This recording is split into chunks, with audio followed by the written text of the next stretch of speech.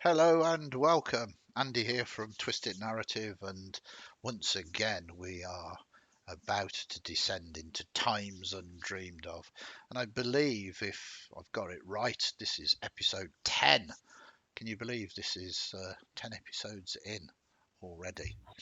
Before we get going, though, let us introduce our cast and have a little bit of conversations with them before we literally descend into the Shadowdark tonight. So, Natasha, hello. How are you? Introduce yourself. People should know you now, but Yeah, I'm Natasha from the Netherlands and eagerly awaiting what icebreaker question Andy's going to ask this time. see, you preempt me. Maybe I've not thought of it, but I have. And as you have asked, it seems that I should give. I've been considering things. Just got two beautiful new little kittens I have. They arrived a week ago. So what kind of spirit animal do you sort of relate with? What kind of animal do you kind of see yourself connected to? How about that? Basically, my last name translates from Old Anglo-Saxon to pure wolf or beautiful wolf. So, yeah, wolves are kind of thing. People that have seen the last few streams might have noticed the werewolf tendency coming up. Yeah, yeah, absolutely. But my true spirit animal, I Saw that. think, We is saw that. bear. Oh, sorry a moment. Sorry, Pod. Sorry. That's okay. Bear. Yeah, my true spirit animal, I think, is bear. Oh, wow. Well guessed, Dave. So, Bear, No, nice choice. Uh, I'm not here to judge, just ask these questions and learn more about you. Same question to you, Dave, as you managed to predict what no. So I heard, she did say bear. I Bear. All right. accidentally spoke over Oh, it's okay. the werewolf. So I'm not psychic. No, no. But Honest. maybe next week I will I'm as ask you to answer questions about various other cast members. That is interesting. Anyway, Dave, I could do that. not I could not bullshit. I could talk crap with the best of them. uh, Um, not now. I mean, Spirit animal. Hare. Fox. Foxes live on every continent. Fox. okay, Survivor. nice. Persecuted. Yeah. Brilliant. Beautiful animals. I There's a family of them that live down the bottom of my garden, and the cubs. There's a train line runs down my garden. There's hardly any trains run on it, but they're on the scrubbly land sort of thing. There's a vixen who's raised. I think we counted about 5 cubs this summer, wow. and they play at the bottom of the garden and drive my dogs insane. Fox. I mean, that is a very good answer. As I think myself would consider Fox as mine too. Last but not least, Matt, introduce yourself and any preference to such creatures. I hope I not. As far as a spirit animal is concerned, I mean, generally, I would say it's either more typically mundane would probably be a wolf, just because of various interests in kind of mythology and stuff like that. But if we're allowing for the more mythical creatures, dragon is definitely up there as well. All right. Um, Well, just interesting point. You might consider yourself associated with dragons, but I myself was born in the year of the dragon, so who am I to disagree? very fair. I was definitely not born in the year of the dragon, So, unfortunately. I mean, it's okay. I accept that you think dragons are super cool and that you want to be one. As a dragon, of course, I like to be worshipped. We're close, but I'm not sure we're that close yet. Thank you for your answers and good answers. Genuinely, I was born in the year of the dragon, and as not, I'm not particularly into huge amounts of spiritual, but I feel a connection with foxes for many of the Mm. reasons that Dave pointed out. They're also a little bit crafty, cheeky, and cunning, and That's it. they're adaptable. They're a survivor. They're an incredibly admirable creature, Yeah. and they're beautiful. Yeah. I'm not suggesting I am, but they are gorgeous, lovely And things. apologies to all the farmers out here who kind of think that they are terrible creatures and they destroy your livelihoods. I understand that as well, but I do like foxes, especially the romantic versions of them. So without that, then, are you ready? So as we begin to delve into Times Undreamed of, a very rapid recap. It is episode 10 and it's entitled The Zombie Master, because our protagonists, these newly recruited members of the Red Masks, if we can perhaps call them that, founders of the new regime of Red Masks is probably a little bit more accurate. They were sent out to make treaty with other of the gangs of the Wet of Ibaihor, and they were sent to speak with the Sisters of Schools. The Sisters of Schools were more than happy to make accord with the Red Masks if the Red Mask could prove their strength to the Sisters. So tasking them with uncovering the bones of a very prominent member of the Church of Saint Terrigan's, Saint Loric, to recover his bones and in particular his skull, was what they were tasked with, and they even told them where the skull they believed remained, and that was in the boneyard. They went off and they did their investigations, and indeed those investigations eventually sort of led them to the boneyard itself. The boneyard being this massive sort of graveyard where corpses are just dumped. The poor, impoverished, those that cannot afford caskets or crypts or a proper burial under the auspices or guidance of the gods, are simply taken here and dumped. And this practice has been going on for centuries. Not only that, the population of the city-state of Ibaihor, so vast, has meant thousands upon thousands upon thousands of bodies have been laid to rest here. It seems though it has become a warren for ghoul kind, and a number of different factions of ghouls have made their home beneath the boneyard. They encountered one of the leaders of these factions, a ghoul, and they were told that, yes, a group of clanless ghouls had been behind the theft of the bones of Saint Loric, and they had been doing this at the behest of Zingali, the zombie master, a supposed necromancer of great secrecy that somewhere makes their lair beneath the boneyard. Dealing for a guide, they got one and descended down into the dark as the shadows creep around them, the light staving off whatever lurks into the darkness. The ghoul guide, not needing light, rapidly leads you to the boundaries of the realm of the zombie master, and here he hisses, "'Tis down to you now. Good luck." And with that, disappears off into the shadows.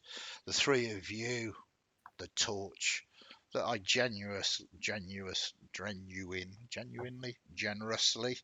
will now start the timer for, begins to burn. Well, Over to, yep, before the ghoul runs off, Jasmine pats him on the head, like good boy. it snaps at you. Like a wild creature that does not like to be touched. I know what you smell like. If you fall, you are free game and I will feast. And it moves away. I've started the timer for you. You are burning light. This is the first time in a long time that you have been technically crawling. I'm not necessarily going to use the crawling initiative rules because we don't necessarily need to break down the flow at the moment. But ahead of you, you can see a tunnel sort of burrowed out of these bones. There is probably a good maybe 50 foot of bone above you till you get to the surface. You are that deep down. There is bone. This is a bone tunnel. You can see various skulls, bones of different shapes and sizes, compacted and crushed above, below, to the sides of you. These warrens, perhaps the best definition, are irregular, sharp, splintered bones sometimes stick out of the walls that you can catch yourself on. Sometimes only a foot wide, sometimes 5-10 foot. What would you like to do? Without anyone particularly noticing, Aaron is standing behind both Drago and Jasmine, who are just closer to the entrance of this tunnel than Aaron is. And Jasmine will take up her usual position, which is up front, shield out, sword out, and asking, are we bleeping doing this bleeping quietly, or are we just bleeping walking in? I think quiet to begin. At least until we've got a vague idea of whether this is a very busy tunnel or a very empty tunnel. What's the floor like? Is it just bone? It's just bone, yeah. Just crushed and trodden, well trammeled, kind of. Yeah, all right. In places it's almost like powder. In other places, there's bits of bone that has resisted the time and is kind of just like sharp spurs of bone sticking up. It's not too late to turn back. Jasmine starts walking or slowly walking forward. See, I know how as to quietly press as possible. Jasmine's buttons. Crunch, So crunch.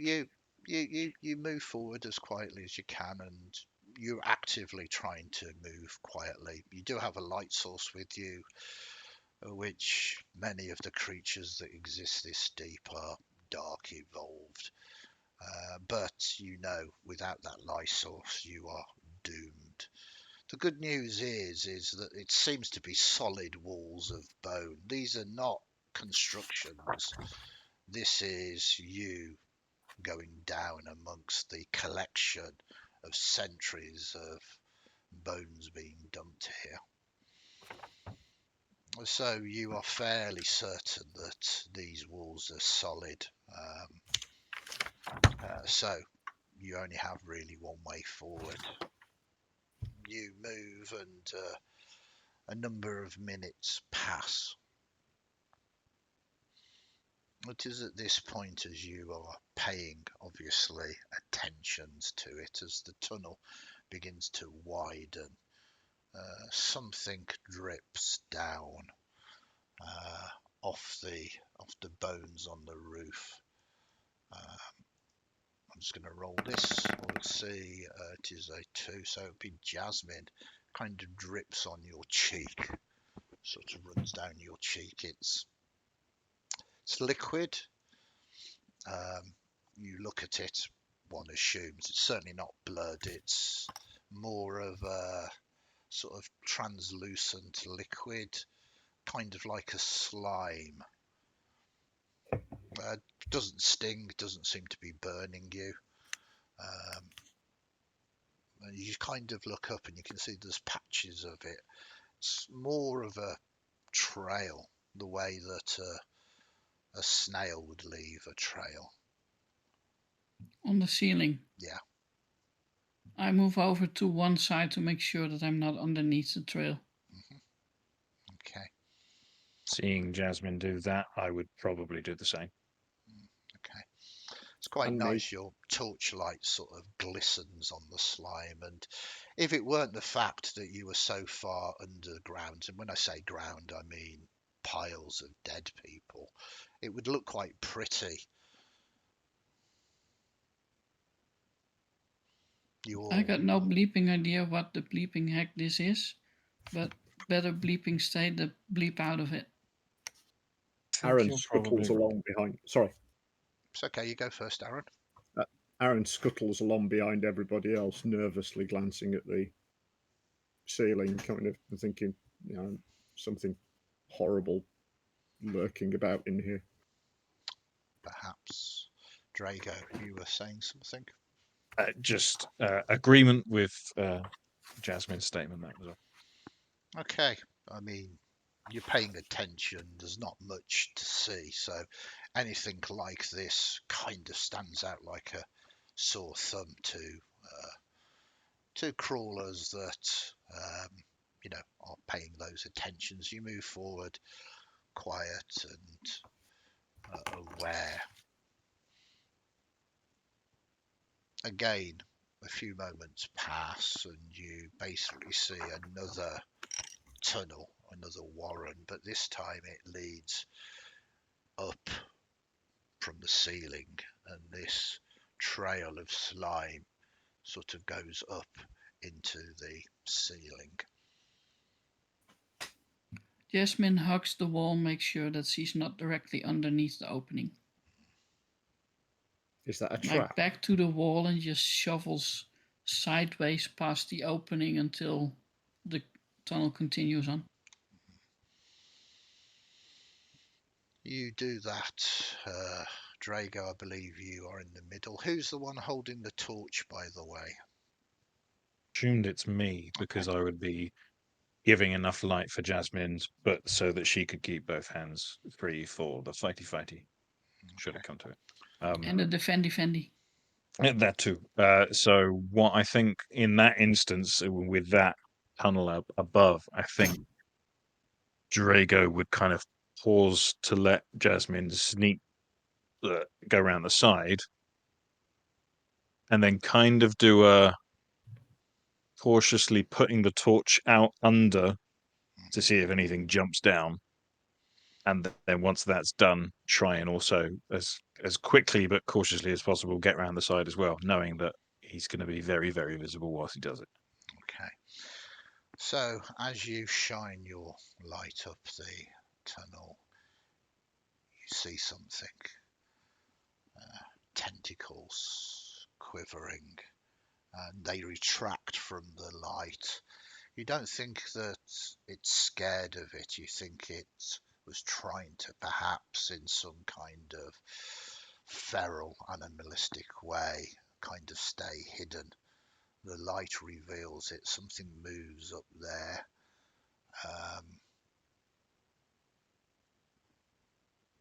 Do you want to do anything?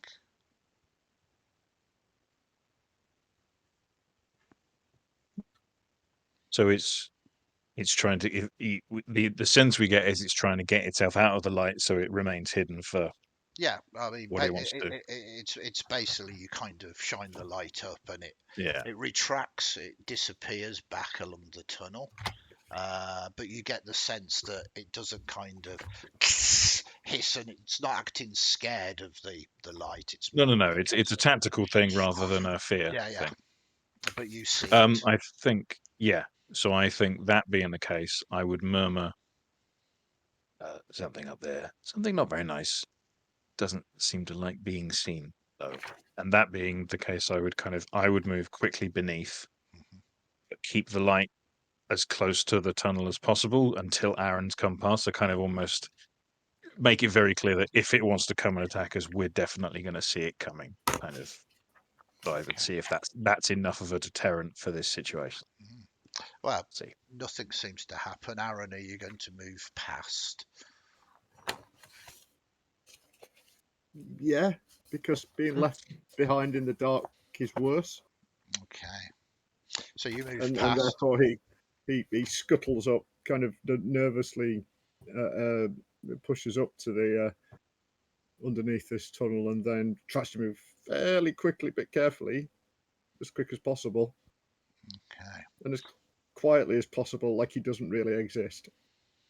So Drago, as you hold the light up, kind of almost using it as a way to fend off this creature, the light does indeed flow up there, and it only goes up maybe about 5 foot and then turns, kind of seems to go more horizontal with the tunnel that you are coming along. But as the light now splays out into this tunnel, can you give me a wisdom check, please?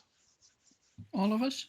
No, just Me or Drago, because he's looking up the thing and listening up there.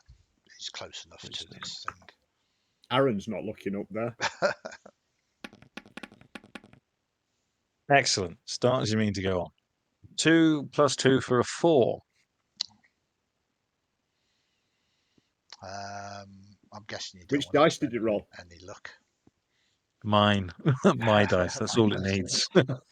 So you think you hear something up there. Not this creature, but a voice responding to the light. You can't make out what it says.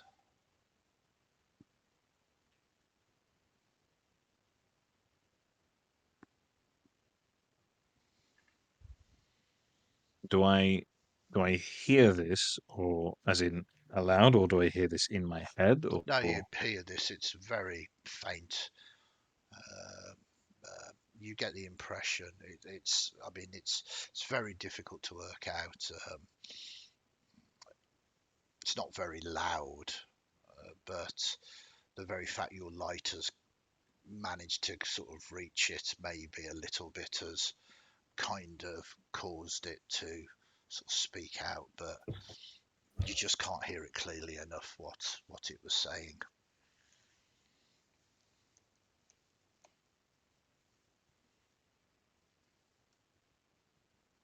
did I get anything? Sorry to labour and by all means say if this is not a fair question, but did I get any sense of tone? Not with the Like, 4. no, no, no. Figures. Okay. I would mention I heard something. I don't know. I don't know what. I don't know if it was good. I don't know if it was bad. I don't know if it's anything. What sort of thing did you hear? A voice, I think, but I only enough to know that it was a voice, not to know what it was saying. Could it be this bleeping necromancer we're bleeping looking for? Maybe. I feel like it was responding to the light. As soon as you say maybe, Jasmine takes a step closer to the tunnel and calls out, "Oi, who's there?" Okay. Aaron flinches. Note to self: Well, ever say maybe. -2 in wisdom. both Jasmine and Aaron, you can make wisdom checks now.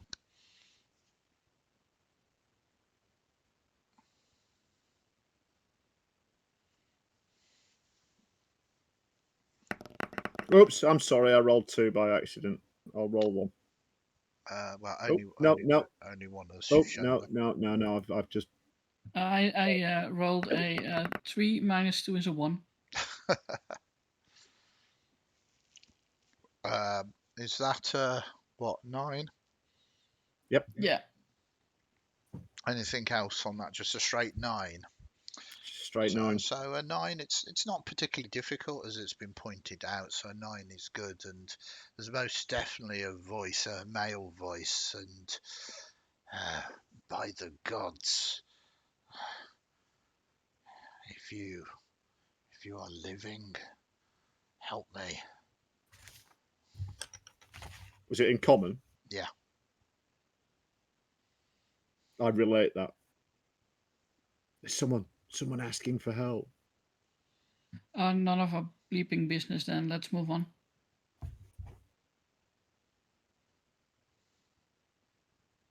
You don't. I love Jasmine so much. Might be our business.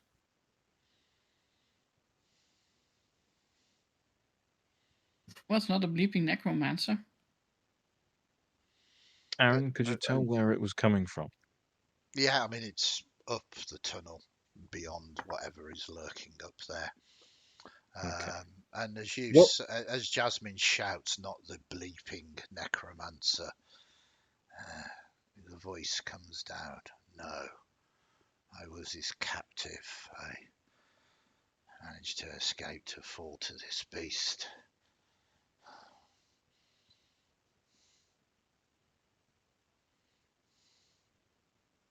What is this beast?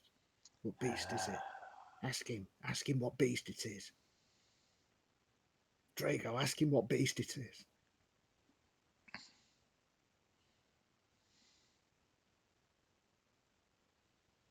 What is the creature? I saw little of it. It's a large centipede-esque with grasping tentacles at the front. It bit me and my muscles, they seized. I couldn't move. It's slowly wearing off, but I still can't move my limbs. It's dragged me here, and there are eggs around me. It's trying to. I'm sure it's trying to feed me to its young. Help me. This is no death, no real death for anyone. Drago, Aaron's nudging, like he's stood kind of hiding behind you a little bit, but he's nudging you like, come on, come on, go. We can't leave him. Why are you poking me? I've got a stick. I will kind of turn and just kind of attempt to put a calming hand on Aaron's shoulder and say to my two companions, if he was a slave of the zombie master, then he might know something, and that might be useful in knowing what we have to deal with. He might know the ways in and out. Okay, fine. Any one of you two guys got anything to bring this creature down? It's too high up for me. I can't reach it. Aaron's got a staff. Also have a staff. I could. Sorry? I also have a staff. I could push my Don't you stick. guys have like bleeping spells or something? Sometimes they work. Not a ranged, nothing for ranged stuff.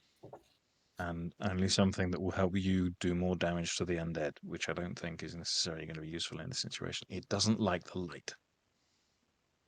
If we Jasmine glowers remove, it. Go ahead.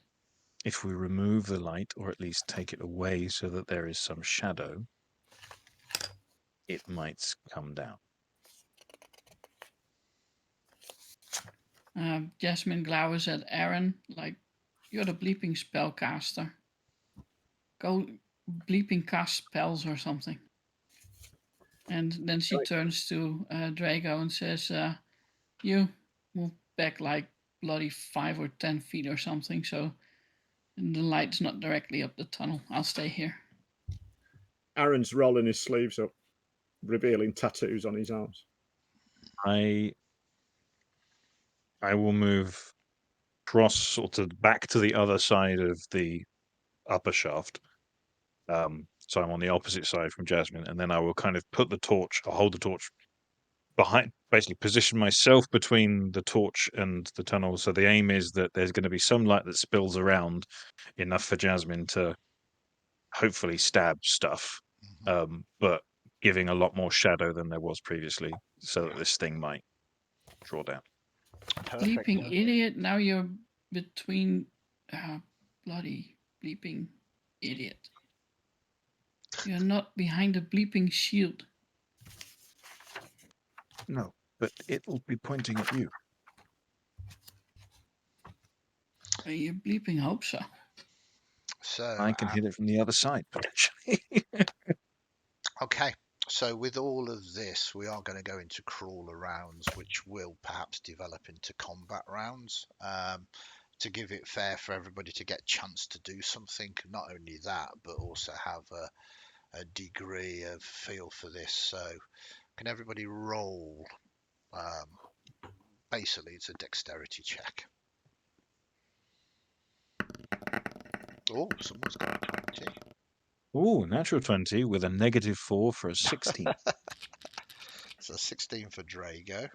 I got a 9 in total. You got a 9 for Jasmine. And finally for Aaron. 7. A 7, that's okay. So Drago, the thing hasn't launched itself down, and once again you are aware of this creature now and everything else. So you're trying to tactically take control of this situation, which is the perfect thing to do. Drago, is there anything that you want to do to add to this? You position yourself as the torch, and you quite clearly know what you need to do. Keep enough light for Jasmine to see, but as little light to try and trick this thing for coming down. Yeah. I think what I would try and do in this first instance, as we're kind of waiting to see if it reacts, is I know that these are kind of walls that are formed of effectively crushed bone. Yeah. If there's any place where I feel like I might be able to sort of wedge the torch so that it's standing out, I don't need to necessarily hold it. Mhm. I can just be in front of it to free up my hands to use my staff if it comes to it. I would try and do that, but I don't know what That the sounds well. I mean, there's a couple of ways we can do this. I like open rolls. So, for instance, you could use strength to actually just make it go in. You could use dexterity to sort of wiggle it down into a place. You could use your wisdom to try and find a cranny that it could go into. I would aim for wisdom to because if it looks like it's gonna, if there's any risk of, with the greatest respect in the world to my dexterity, me attempt it and drop the damn thing, I wouldn't want to try Yeah, it. no, So no, yeah, I think it'd be kind of a visual check first to kind of go, if there looks like a likely place, I'll do it. If not, I'll just okay. hold it and hope. So, just give me a wisdom check and let us see whether you can see whether there's any place or not. It's going to be a Okay. 9. It's a natural one. It's a fumble. You set Is it yourself up a lot. +2 for a 3? Um, I don't. I'll hold it. Tell you Yeah, what, I'll hold it. I don't think there's critical fails for skill checks, but I could be wrong. But no, you just don't succeed. You just kind of look Fine. around, and it's quite grisly, all Yeah. of this, and I do have a dagger. So what I would do then is I would uh, lean my staff against the wall, have the torch in one hand, and have my dagger in the other hand ready in case there's an opportunity perfect. to do stabby things. That is your turn, and Jasmine. Yeah, sword ready, shield ready, waiting for the first hint of this centipede with tentacles to appear and start slashing. Yeah, are you doing anything to try and draw it down, or are you just waiting there ready? Yeah, just start whistling out of tune.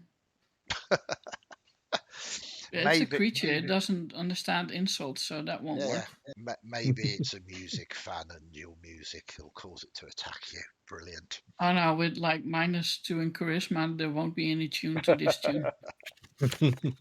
Very nice. Then we move to Aaron. Well, there's nothing to see as yet, so I'm kind of just waiting on Uh, this horrible centipede thing to appear. And one is assuming that Aaron, you are behind Jasmine at the moment. Is that correct? Oh yes, well, I'm definitely not in front of her. Cool. That's a very dangerous place to be from Aaron's experience so far. There are many dangerous places to be. Okay, so we sort of move on. This thing is hearing you moving around, but the lighters, and perhaps another sort of couple of rounds pass as you kind of pairing yourself, and you basically see it, Jasmine, first, as you don't see it, but you see some of these loathsome tentacles begin to emerge, kind of feeling around the edge and kind of almost sensing what is going on down there. They almost hypnotically move like serpents, maybe to your discordant music, or maybe it's just the fact that it is a trick of the light. And then at that moment, it launches itself down into the tunnel. This chittering green centipede, the size of a horse, suddenly it's kind of loathsome in the fact that it seems to be able to squeeze through these tunnels. So it's suddenly this horrible amorphous length kind of expels out of this smaller tunnel, kind of filling the tunnel somewhat, grasping tentacles coated in what appears to be some kind of venom, which, according to your informant above, is a paralyzing agent. And you can see that it was this dribble that was on the surface. It is going to make a dexterity roll, and it is going to insert itself into this initiative. Not taking you by surprise, it does have +2 to its dexterity. Boom, here we go. A 12. So, Drago, you see this thing spill out, and it was so graceful you kind of saw the tendrils, the tentacles, and then suddenly it was there.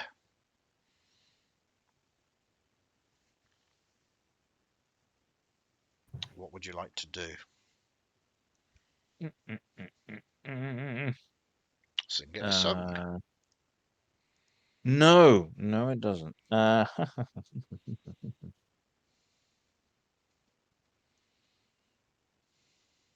I wouldn't know what its initiative is, would I? No, of course I would. It's a thing. I must stab it with my dagger. Okay, so Or attack I'm gonna from try to. behind. You kind of turn and you poof. Give us a roll. So, is it +1 to attack with melee? Do I get +2 to melee attacks? Okay. But I get it's a -1 with. Sorry, it's been a while since I've hit anything, That's or at okay. least tried to.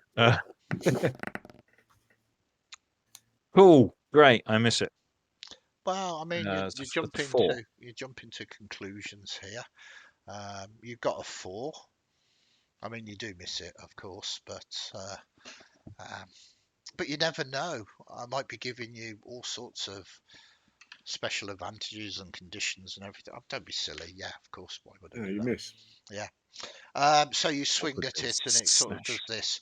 But in your dramatic sweep and over the top of it, you also have this torch in your other hand. And as you bring it around, it illuminates the entire sort of area once again. And it recoils, it hisses, and it turns. You see this kind of almost, you're not quite sure how it moves its front round to face the light as these tentacles flay towards you. Excellent. It doesn't necessarily strike at you, but it's kind of distracted by the light somewhat. But we will randomize. The one it's not going to attack is Aaron, because Aaron has placed it. So it might be Jasmine, who fundamentally is still whistling, or it might be you, Drago.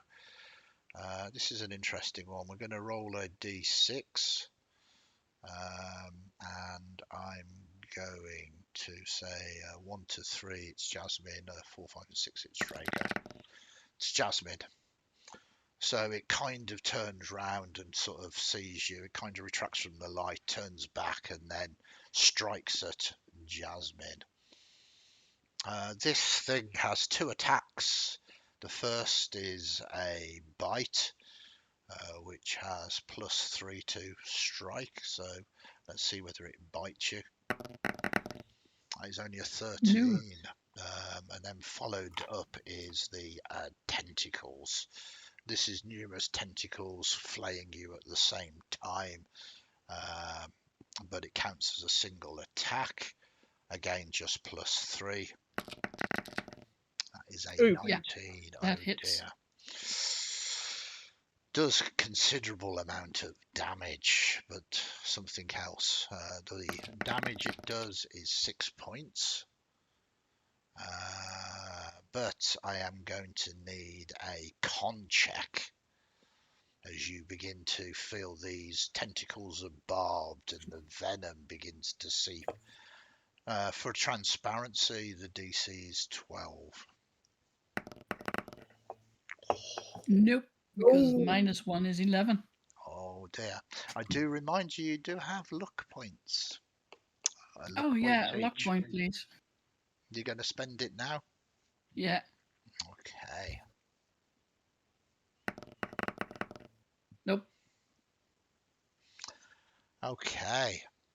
No one else offering luck points. Do you want mine? Oh yes, please. Because I feel like, the one who's good at the hitting being unable to move is probably bad. Nope. Jesus. Christ. I love the look on your faces. I mean, I like to say it could be worse, but you still do have 1 luck point left. I can't say it couldn't have possibly gone any worse until you use that luck point and fail. Take my luck point. Oh, beautiful. A lot of dice rolled there, and by the very chance you managed to resist this and resist the paralytic effects that would have been upon you, which could have been quite disastrous. That's it. It made its 2 attacks, a nasty raking and rasping of these tentacles. You see that you are beginning to sort of blister a little bit where the paralytic hit you. But you are okay, and it is indeed your go to respond now, Jasmine. Yeah, aiming for the tentacles. Okay, I mean, mechanically this is not how it happens, but do you want to do a cooled shot here? As in, it will But increase. they're the nearest thing to her at the moment. Yeah, but as I say, mechanically speaking, I'm allowing you to try and sever a tentacle, but that is Yeah. far more challenging than just doing damage to it as a whole. I figured that since it had a carapace, that would mean that the carapace is heavy armored, No, and tentacles tend to be like weak stuff. it doesn't really have a carapace because it was squeezing and stuff. It's a soft all over, basically. Okay, in that case, I'm More just going for a octopus hit. than cuttlefish, kind Yeah, of. yeah. Yeah, in that case, I'm just going for a hit. Just Okay. anywhere. Just bring it down as quickly as Probably possible. a very sensible choice. Again, in transparency, as you're going to make a strike at it, its armor class is 12. That I make 14 to hit. Yeah, you've got good modifiers, so you dig this deep into it and cut deep. Give me some damage, please. Oh, 10 max. Yes. Very Boom. nice. Now, the good news or the bad news, depending on how you want to do it, is that is taking it to half hit points or close. It's beyond half hit points, so it's going to have to suffer a morale check. This is something perhaps that you might not want it to do as it flees back up the hole. So this is a wisdom check, DC 15. It fails. So you know this thing is now suddenly, it came down, realised that you are the alpha Jasmine, and is going to attempt to flee. But it can only do that on its turn, and we have Aaron and Drago to go. So Aaron, what would you like to do? I'm going to cast a spell. Wow. But as this thing lurches down and attacks Jasmine, Aaron exclaims, "Shoot, perhaps!" And then fumbles about with his arm. He's already rolled his sleeves up, so he starts mucking about with the tattoos and tracing out things on his arm, and casts. Oh, I'm going to magic missile it. A sensible option, I believe. You have advantage on this roll when you cast magic missile. Do, don't I? So I'm on advantage, and you're looking at 11s, I believe. I am. Oh, beautiful. You have it with the 14. Unless you've got D4 negative. damage? It is indeed. Beep. Is that 1? Yeah. Okay. Bzzzt. So you blast it. It does some damage to it. It tentacles. It's not in a pleasant place at the moment at all. But you do know where it's going to flee, which is back up the hole that you want to go up there. Drago, do you have any clever ideas? I mean, a really clever idea would be to cast light on some bones about halfway up that tunnel, but I can't, so I won't. Well, you can. You have the clever idea. You just realise you can't follow can't it do through. it. But you do have a torch. I do have a torch. You have more than one. If you hold the torch above the hole, push it into the hole, will it scare it? There's nowhere I'm going to be able to wedge it into that hole, am I? No, if you kind of hold it above it. Yeah. That I was going to try and So here's a question: if I want to basically try and get to the point where the torch is as far up, considering I'm like 6 foot plus, hold the torch up into the hole, so if it goes back up that tunnel, it's going directly towards the light.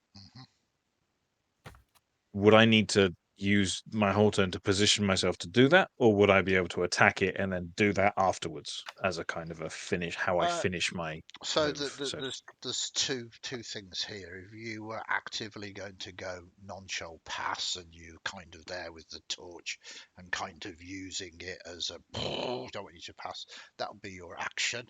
If you simply wanted to hold it up just as a way of trying to maneuver it elsewhere, then you could just do that and attack.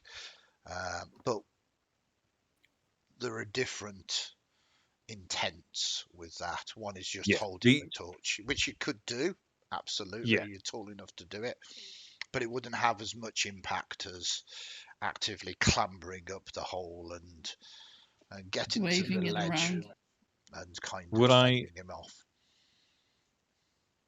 I wouldn't have. Would I be able to get to the hole to clamber up if he's directly below it? You're 6 foot. Yeah, there's no attacks of opportunity and stuff. And this thing, I mean, it'd be gruesome as you kind of moving past this horrible, loathsome creature. But in many ways, you can use it to get purchase up into the hole itself. It does then mean I'm that going to you're try. trapped in the hole, you know. Yeah. When it's young, which have probably already hatched and have eaten the guy that we're going to save, then just drop on me from above. But it'll be fine. I am going to try and position myself at least enough up so that if it's going to go back up the tunnel. It's got to get past me with a flaming torch. Okay. So I'm not going to say you need to make a roll for this. I think it's relatively straightforward. It's awkward, don't get me wrong, as you clamber up and you see that there's probably about 2 to 3 foot tunnel that goes vertical, and then it twists round and then goes horizontal. You're carrying a flaming torch, but with this creature beneath you, you can sort of semi-push it, clamber up on it, jump up heroically, crawl into this tunnel that is dripping this paralytic slime down upon you, and you see this horrible chamber ahead of you that opens out, and you see the bones of things it's fed upon, rather than all of the bones that make up the architecture of this place. And you see a man, sort of paralyzed, fear in his eyes, and you can see laid around him are these horrible, certainly spherical balls that are hairy and pulsating. Lovely. You manage to sort of somehow twist yourself round, so you're now on your belly looking down the hole at this creature. You're kind of filling much of this hole yourself now, and you've got the torch down there kind of waving it around and doing the actual fending off of it. Yeah. Brave. Right. Very I brave. would think, probably in my slightly socially awkward way, as I kind of see dude who is there paralyzed, I just sort of, hi, bear with. Okay, you turn round, show him your arse, and fend this creature off. One assumes you're wearing trousers rather than a robe or anything else. We'll leave it to the We'll leave audience's it to imagination. Kilt. Of course. Definitely a kilt. Right, it is the creatures go again, and this thing wants to flee. I'm going to say you've done enough, and it was brave enough to do this, so it takes its best option, rather than going through Jasmine and Aaron and sort of up there where its young is. In fact, I'm going to make it make a wisdom save because his young is up there, and it might want to go up there anyway. So what I'm going to do is another morale check, basically. This morale check, it needs to get a 15 or higher. Just so you are aware, it's got +1 to its wisdom to attempt to move up to where you are, Drago.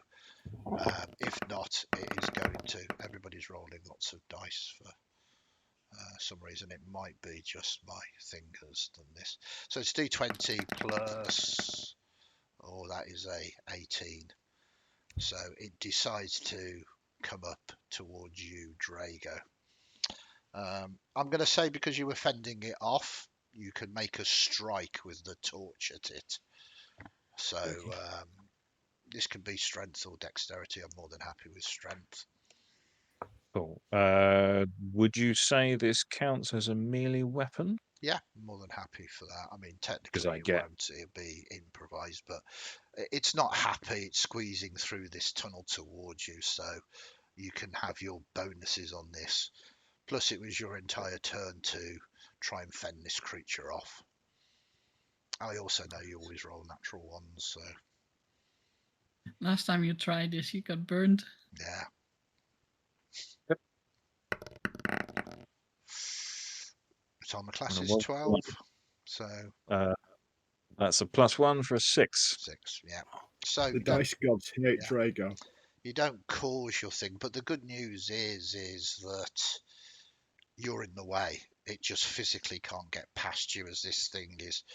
You're stabbing it with this torch. It is going to make a strike at you, though. I somehow feel that it can't bite you because of the way that it is, but it's going to try and hit you with its tentacles because they've got a degree of reach towards you. So that's a 15. Mm. Okay. That is 1 point of damage. Okay. But of course, I do need that Constitution roll, please. What should you do? DC 12. DC 12, Constitution. Where am I? Constitution. Okay, +1. That's not dexterity, at least. Oh, boy. You consistently like Ah. rolling 5s tonight. So +1 6. I'm afraid that is not enough. Feel free to roll 1d4. This will be the time. I roll well. Oh yeah, Yep. yeah. You are Yep, paralysed for yep, 4 rounds. Excellent. Um, Excellent. um, No more now, damage. That's it, though, as yeah. far as that is concerned. Now, I believe this is the time I remind you all that you are holding the torch. You are no longer holding the torch. Oh no, he's paralyzed, so he's still holding it. Wow. Is paralyzed floppy or is paralyzed muscles like lock? Oh, don't start with your science stuff. I think it would be the locked in place, but you're the GM, you call it. But that would be my suggestion. Not gaming that situation at all. This is where my GMs Or are. alternatively, for goodness sake, Andy, give me something out of this session. How many 5s does he have to roll, Andy? I'm loving it.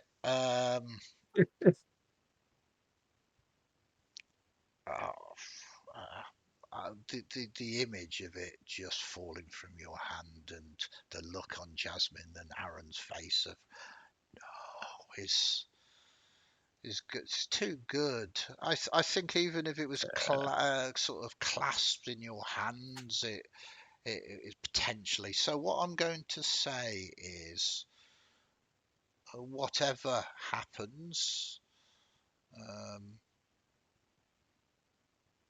I'm going to say just roll a d10, and if you get a 1 to 10, the torch remains alight. Oh, that's good. If you If I get get a 1 to 10, yeah, torch Yeah, a remains D10. lit. you can stop talking. you said. I should point out, you said roll a d10, I know. and if I get a 1 to 10, it Yeah. stays alive. Okay. Okay, cool. Just checking. Okay. So you grasp it in Just your wanted me to roll hand. a 1 again. No, no. You grasp it in your hand, and it bangs against the wall and onto this creature. This creature recoils again, but this paralytic fluid catches as this creature is now immolating, and the fire is creeping along the trails in which you are lying in, like a fuse coming to burn you. So that was its go. Was it its go? Yeah, it was, because it paralyzed you. We moved to Jasmine. This thing is thrashing around now. As you can see, some of these bone walls are sort of burning a little bit, as it's slow burning, but you can see it's making its way towards Drago. I'm trying to hit it again. Yeah. 11. No, you needed a 12, but I was going to give you advantage this time, actually, because it's kind of semi-stuck up this hole, a lit, sort of struggling. Yeah. 13. So you hit, its armor class is 12. Give me some more damage, please. 7. Okay, that is just enough to take that down. As you kind of sever it in half, it kind of splits and sort of ekes out of this, collapses down. You can see Drago holding onto this torch, sort of burning down here. The flame licking ever closer towards him. That is, you've got to move, but you can't really do anything else about it. I can climb up So basically, I will safely stash my sword and shield against the wall at my feet, basically, and start climbing up. So I have my move, and I'm using it to climb up to where Drago and the other guy are. Okay, perfect. And then we move to Aaron. Yeah, I'm going up there as well to Perfect. help beat flames out and So both of you rescue. start sort of clambering up, and Drago, you kind of see this flame coming towards you, and you can see it, but you can't do anything about it. And as it gets ever closer to your clothing and your robes, it just flickers out and kind of runs out of energy. A few more turns pass. Neither Jasmine or Aaron can get past you, Drago, and the paralysis begins to sort of wear off, and you feel your muscle spasm again and begin to move. You're covered in like pins and needles as that horrible feeling of having slept on your arm. Is the creature burning? You've gone No silent. sound. Yeah, you have no sound. We can't hear you, Andy. Silent, Andy. Andy can't hear us, and we can't hear him. Can't hear you. Andy, we can't hear you.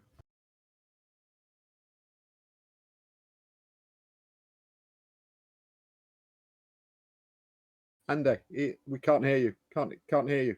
Can't hear you. Can't hear you. You can't hear us. We can't. Do you not hear me? Yeah, we can There hear we you go. now. Yeah. I don't know why that happens. I literally have to pull my USB out and stick it back in again, and then it connects. I had a question. Yeah. Is the creature burning below us, or is it just like a heap of goo? I mean, it's cinematic. This is a large, kind of loathsome caterpillar type creature with tendrils. It's not really kind of blazing. It's kind of superficial sort of flame, really. What are you?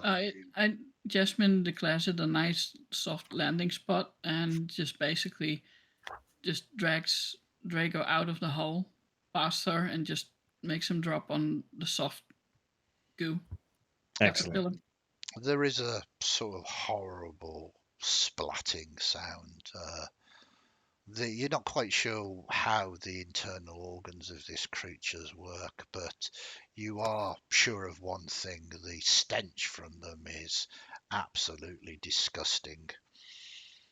And then she drags out the other paralyzed guy too. Just unceremoniously drops him beside Drago. And then clambers down and picks up her sword and shield again because she's feeling very, very naked without those in her hands. The individual that you rescued is beginning to sort of come round. It seems he was constantly being sort of paralyzed over and over again, and it's started affecting his muscles sort of more or less permanently. But he can speak still, and he says, "Thank you, my friends. You saw there are eggs up there, and I am sure it was set to feed me. What are you doing down here? You do not look like you are agents of the zombie master." We're bleeping looking for a bleeping pile of bones he bleeping stole. Ah, enemies then. Good, good. My name is Gar. I am from the north, the lands of the Picti. I made my home in Ibihor, a sword for hire. Something is happening, and I was paid good coin, no less, to seek out this Zingili and put an end to him. I bet you cannot guess who hired me. I Could be thought anybody. that. Yes, Wouldn't indeed. be the Tallow Man by any chance. The Tallow Man. No. Worth a try. Bleeping Duke of Bleeping Arcady. No. We could play this game all day. And you would never guess I should have put coins upon this, and I would be set with the riches and the wealth of ages because of your terrible guesses. Sister of Skulls? No. Was that for coin? No. Damn you. I will tell you, I owe you a life debt. It was his sister. Yes, hard to believe, sister. There seems to be somewhat rivalry. I have little time for their politics. They are not of Ibihor or the wild lands of the north. No, the civilized West, as they like to call it, the principalities of Innocenza. You know this place, perhaps, a country split into many different states. They revere only one god, and webs of intrigue dominate the courts, and poison is the weapon of choice. What kind of man or woman uses poison as a weapon? I do not even mean coating the blade with the venom. I mean poisoning meals, children as they sleep in their cots.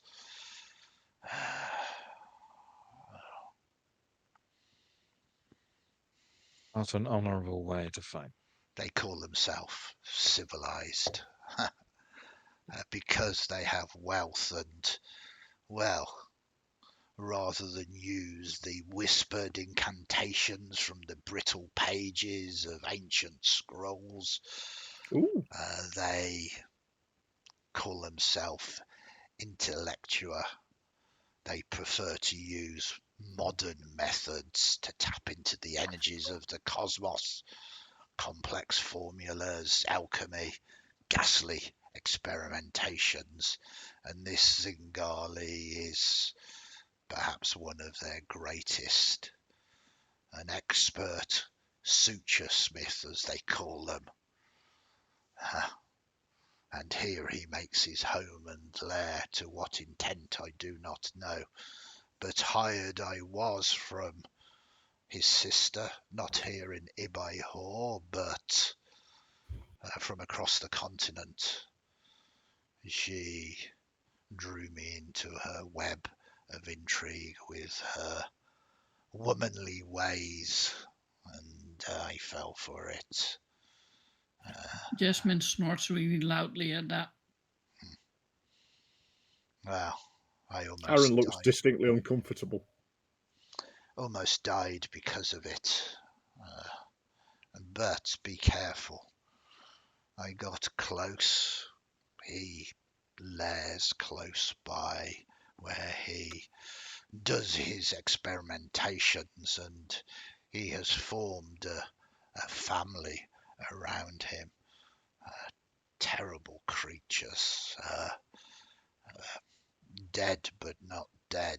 He seems to have mastered the art of reviving the dead, giving them, I don't know, a degree of sentience, I guess. And these individuals he calls his family, and he works for people that pay him for his skills. He's up to something great. He was cautious with his conversations with me. Somehow he determined that I was there to assassinate him. Maybe it was drawing my blade and holding it to his throat that perhaps gave that away. Jasmine puts My her God. blade at his neck. Is he? I assume he's still lying down, half paralyzed, Yes. and says like, "Okay, And how many of these?" light goes out. You are plunged into darkness, and as your sword flashes in the light as the light goes out and you put it, you realise that perhaps for the last few minutes he has been playing up his paralysis. You are all plunged into darkness, and you're not entirely sure that this Pictai assassin particularly likes such actions being done. Let us roll for initiatives as you're all in the pitch black and see if you can get some light up and running. I will roll Again with a 9 for Jasmine. So 9 for Jasmine. Don't you love like the timing of the light going out? 10 for Drago. 10 for Drago. Yeah. That was a 14 for Aaron, I believe. Yep. 14 for Aaron. Have all the light, has all the little bits of fire of the slime gone out? Yeah. All right. Fair play. Sorry. Is there still light coming off the burning of the bits of slime? No, that's what Aaron just asked. Okay. And it was negatory. So he's going to make a roll as well. He has +2 to his dexterity. And he's off. Wow, you don't know. You are probably convinced, I'm playing fair here, that he is a surface dweller, so he has no love of the dark either. He might cling to the shadows where he can see into the light, but being plunged into the pitch black isn't particularly good. But he's got a good roll there. The good news is you thought he was paralyzed. He's not, but he is weaponless. And as you kind of come into it, he's going to make a grab for you in the dark. So the light just goes out, so he's at disadvantage as well. He has also a +2 to his strength. So we'll see what happens here. Oh, he's rocking it, I believe. 16. No, that's 17. +2 to his strength. That's yeah, 19. So 19. No, he's at disadvantage, you said. Yeah, that's why I rolled 2 dice. Yeah, but the lower one is Oh, the 14, lowest not was 17. 14. That's true. Oh, right. Yeah. No, you're right. So it's 16. So he reaches out and grabs your sword arm. So you basically give me a strength roll at disadvantage as well.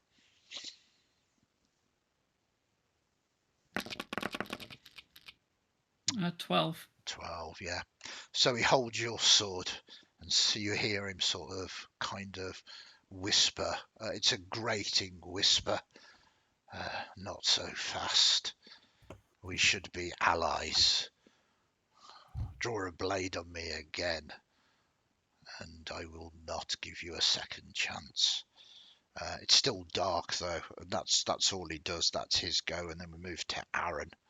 You're in the dark. Aaron's fumbling for his torch and his flint and steel to try and get something lit. I will allow you to light it as your action if that's what you wanted to do. Yeah, can I say so? I can say something as Yeah, well of course while you I'm can. doing that, can't you? And I just say, Jasmine, if you're a hammer, every problem looks like a nail. Love it. Very learned. I'm going to play this round out though to see what happens.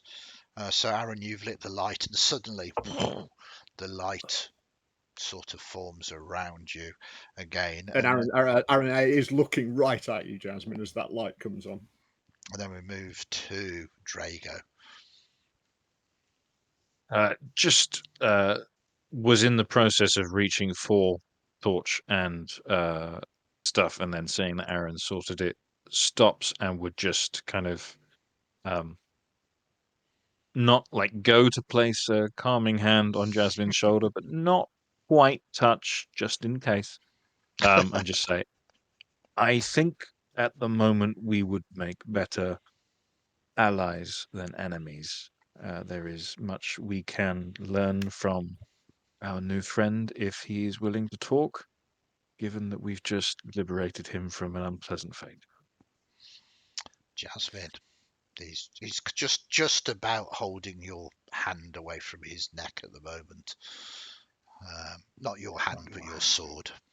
Yeah, Jasmine slightly moves the sword away from this guy's neck, and says, "I was just bleeping, getting him to start giving bleeping useful information, like how many creatures are there. I mean, it's just I wasn't going to nick him or hurt him or anything. Well, I just wanted to bleeping know how many bleeping creatures are in this bleeping guy's lair." You like your steel to do talking. I respect that. He kind of shoves your arm off, kind of now starts cramping his muscles out. You get a better look at him. He's a big man, probably 6'2". He's got kind of matted hair that has come down to sort of dreadlocks now. Of a youngish age, probably mid-20s, if that. But he appears to have lived many lives. His skin heavily weathered and tanned, and currently he's been stripped of all of his items. He is naked but for a loincloth. He says, you are foolish to go against him, but we had discussions. He is open to conversations. He is not some mindless necromancer that simply makes his lair. He is clever, he is intelligent, and I'm certain he has accords and agendas far beyond this place down here. I escaped him and his creations before he learnt of who I was working for. I offer you this, that we go.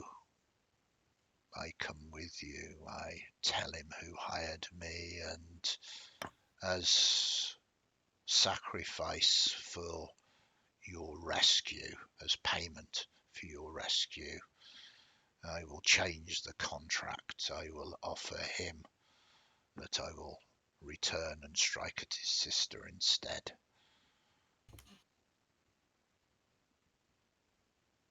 Jasmine looks at Drago. Mm. You, you're not used to this, but there's like a questioning look on her face.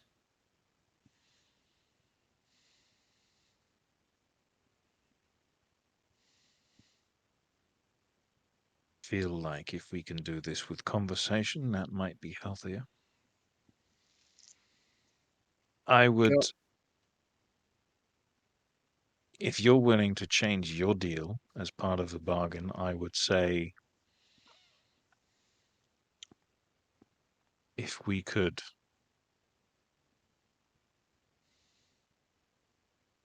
if he would give us what we come for to secure your changing the deal, that would mean everybody gets what they want out of this. I am convinced his sister is a witch.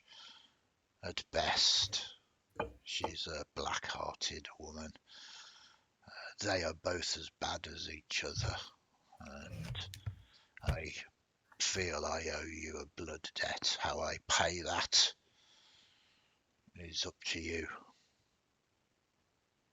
Then, if we phrased a bargain with him that in exchange for the skull, or is it the entire bones that we want? The entire bones. Well, So it's for the bones of St. Loric And a spare halfling skull. and a spare halfling skull. You will change your contract, reverse your contract, strike at his sister instead, leave his place in peace, do him no harm, and make no further attempts to do him harm. And we will also leave in peace and take no more of his time and pray no more into his business. I would be careful of that last bit. As I say, he has many agendas, some of which he was not forthcoming from.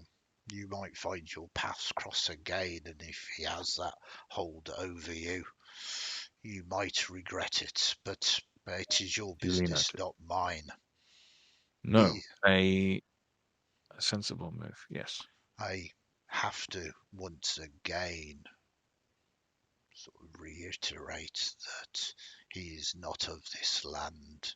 He is of this principality. He is used to intrigues within intrigues. He is clever.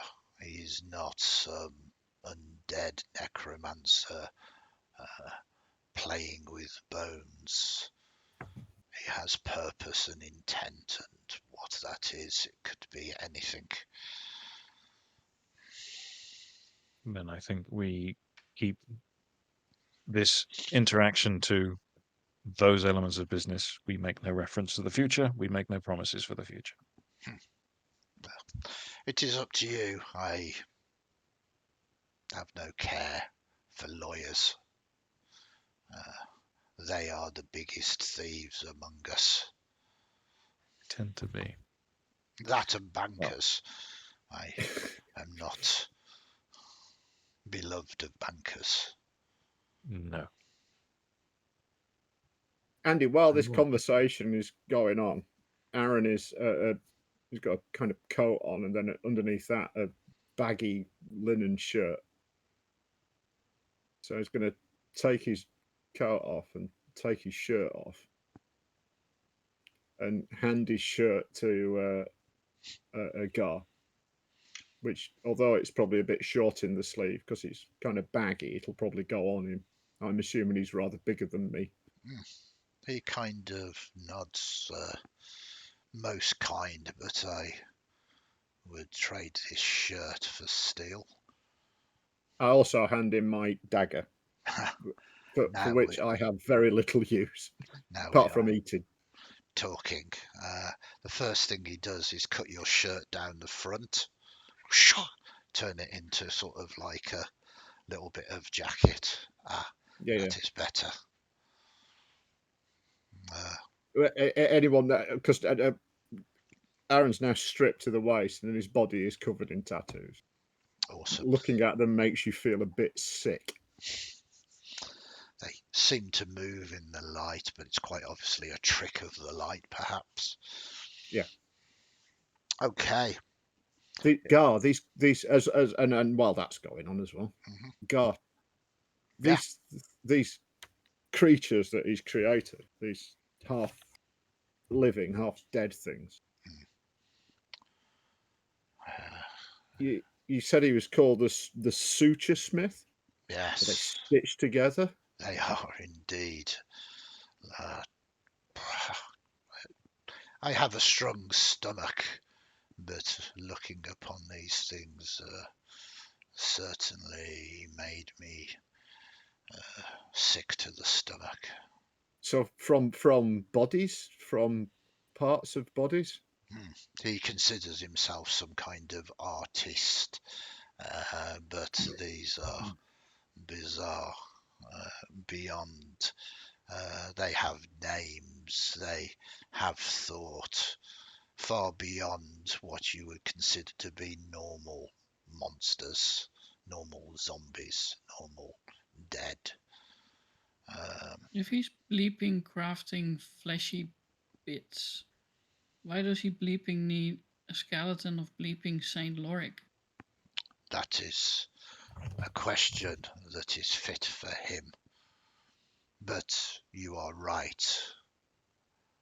There is a mind in there somewhere, and he kind of slaps you on the back. I backhand him right away as a reaction. I like you, he says. Right, are we to do this? Are we to die here as old men and women? Can Draco walk again? Yeah. I mean, it was literally 4 rounds, so it's Yeah. easily passed. I Let's am go. good to go. Lead, Yeah. lead on, Gar. But of course, Draco, where's your bleeping staff at, mate? Oh, yeah. Thank you. And I head Ooh. over and I assume it survived the leaning against the wall. yeah. Very traumatic experience. Just a sec. Did you say there were lots of the victims of this thing up there? I mean, there's kind of bones and stuff, so there might well be some. And stuff. Yeah. And I mean, that's the bit that Aaron's thinking about. you would have to climb back up there and have a bit of a route around, but Can I have a quick absolutely. look? Anyone? Quick look. If you want to, Sure. maybe set fire to some eggs on the way back. I was gonna, yeah, probably a bit of stamping on eggs as well. Yep. This Can we do that? sounds I'll good. shin up. I'll shin up. Yeah, Jasmine clambers up behind you. I meant to do this earlier and I completely forgot about it. I remain on the ground. I've climbed up there once. It didn't go well. It did. It did.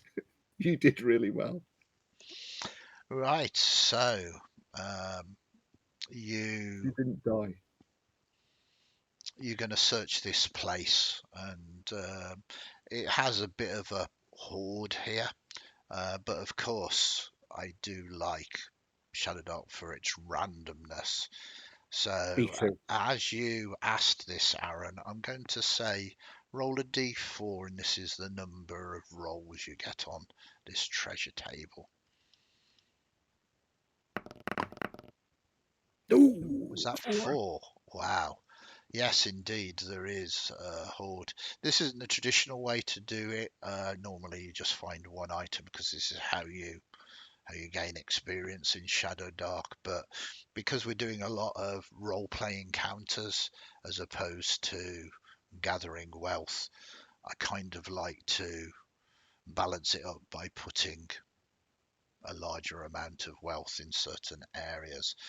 So the good thing is this was a level 4 creature, so we are going to make 4 rolls because of that very lucky roll on the treasure table in the core rules of Shadowdark for levels 4 to 6. So because you got 4 rolls, I'm going to allow Dave to do 2, Jasmine and Drago you can do 1. This is percentile dice. So who rolled that one? that was me with Okay. 35. 35. So 35 gets you a silver ring with a miniature emerald that's worth 40 gold pieces. Very nice. Then we do Jasmine. You give us a roll. 33. 33. A ceremonial gold capped warhammer worth also 40 gold pieces. just make a note of these for the moment, and you can kind of either sell them or keep them as a treasure. Drago, what is uncovered that you get your hands upon? Oh, now with 81. these tables, higher is higher is definitely better. So you find scattered around this place, covered in various sort of ooze, is a suit of blackened steel plate mail worth 130 gold pieces, which is also very nice. Can anybody wear heavy armor?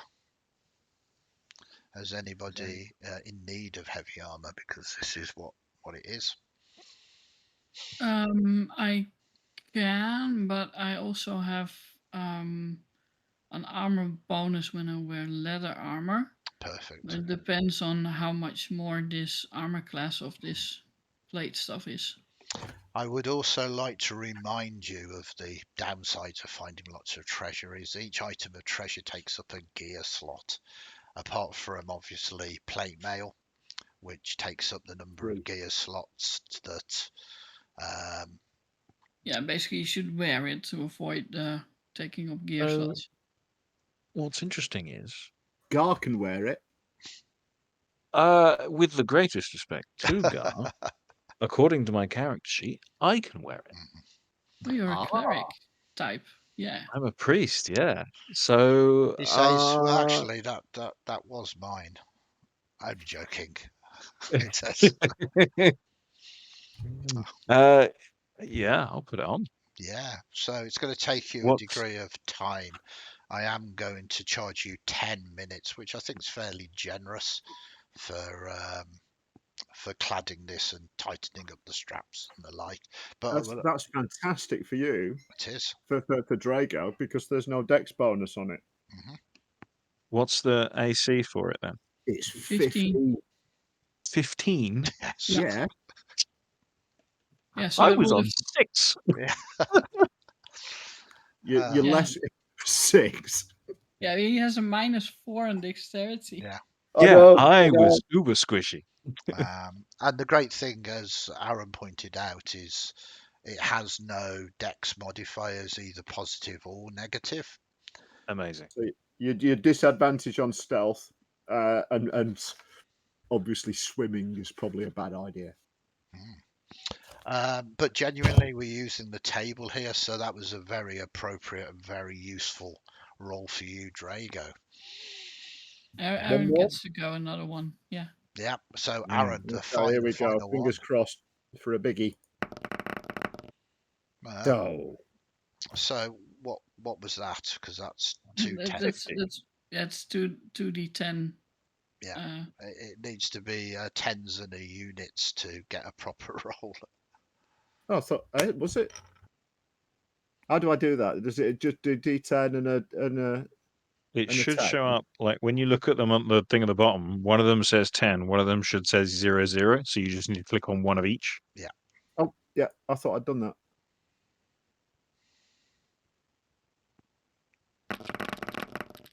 Much better. Another 81. Which is that what you rolled? That's what you rolled. It is what I rolled, yeah. So Would you what like- I'm not gonna make you roll again because that seems you might get Another something. suit of You armour. might get something really low. Like the really low ones can be like a couple of copper pieces. So I'm going to allow you to choose either one below or one above it, and I'm going to tell you what they are as well as Ooh. you did this.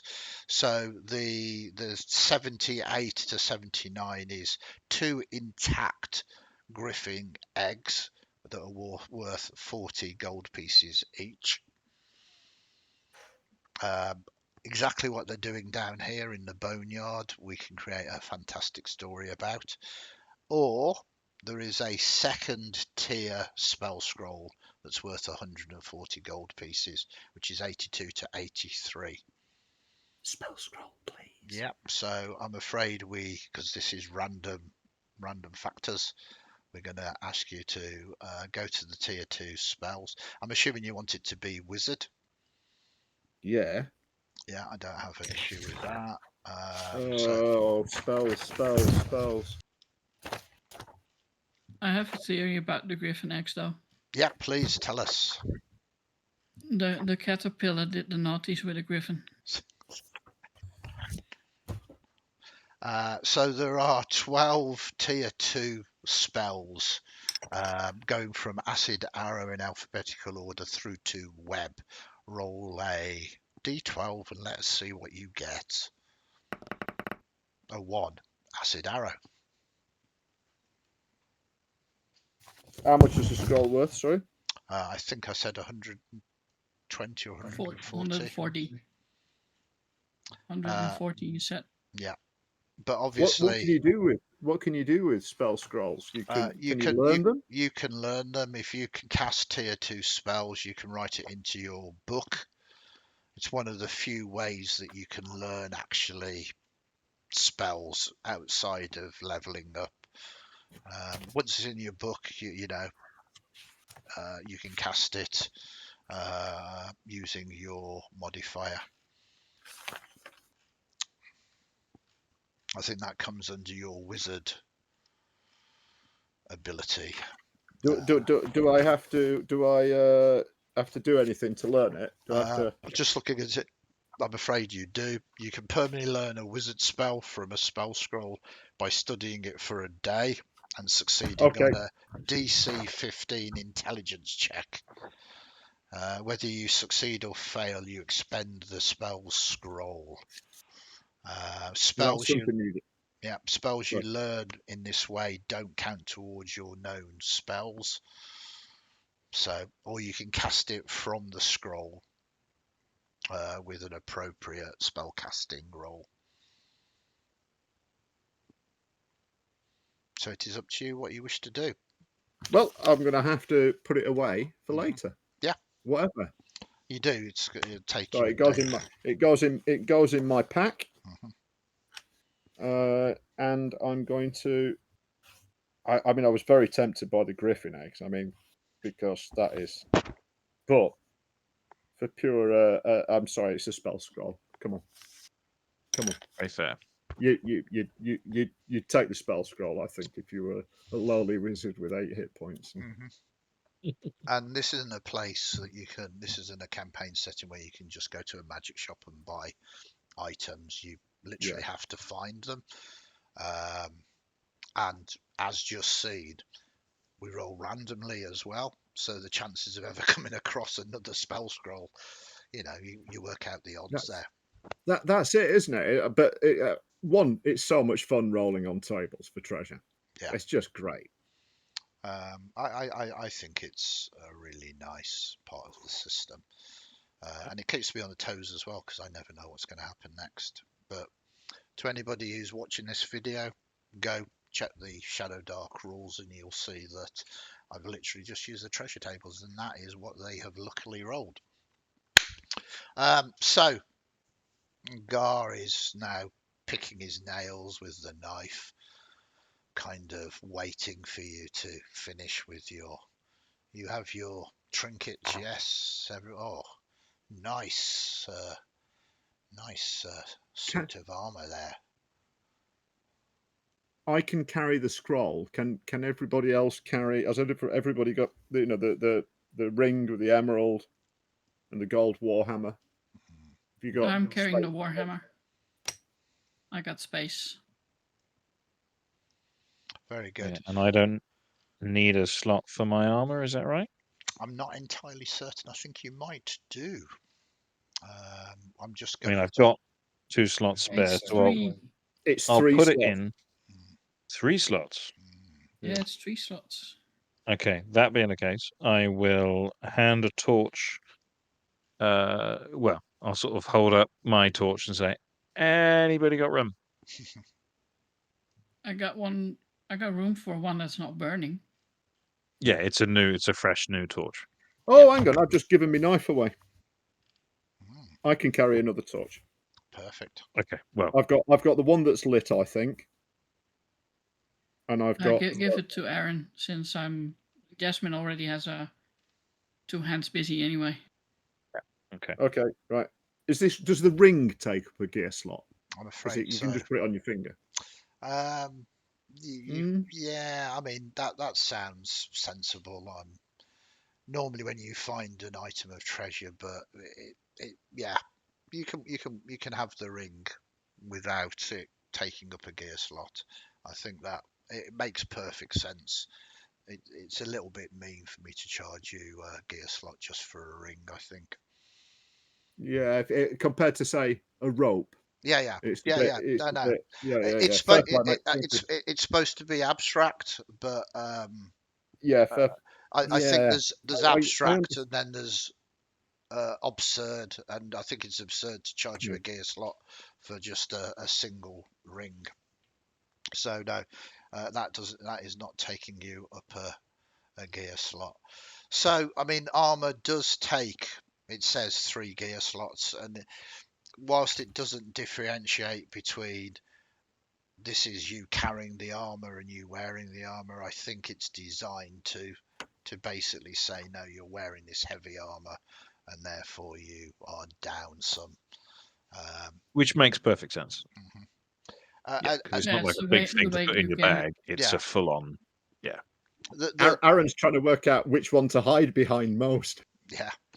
Um, it can be argued that it's not realistic, etc., etc., etc. But it is a nice abstract system that allows for encumbrance to be a challenge to you, the players. So it is pretty much what it is, and I have to say, I actually really like it because it creates player choices.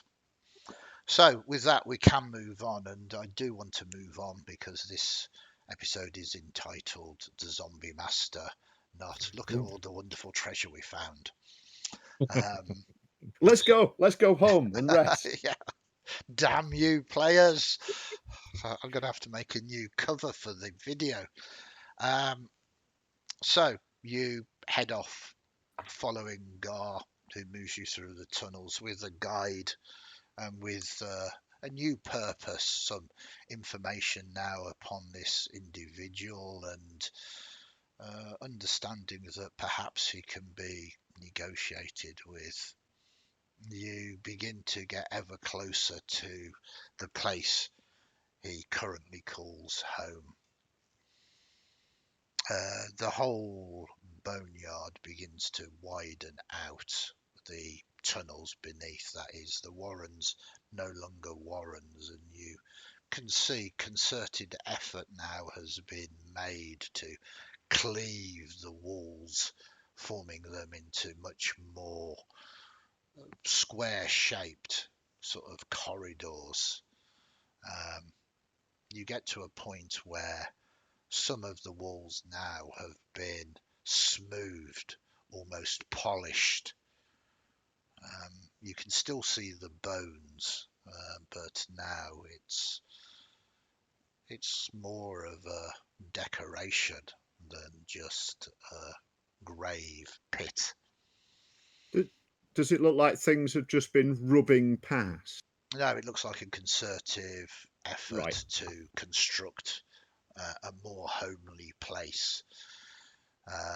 You see now larger chambers cut out of this bone mass, together with pillars. I don't know if any of you have been down to sort of cave systems that were Mm. occupied by people, and it's very similar to that.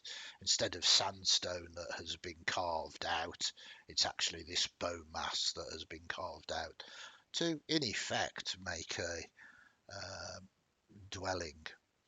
Not only that, but you begin to see now small sconces in the walls with oil burning, black smoke coming up.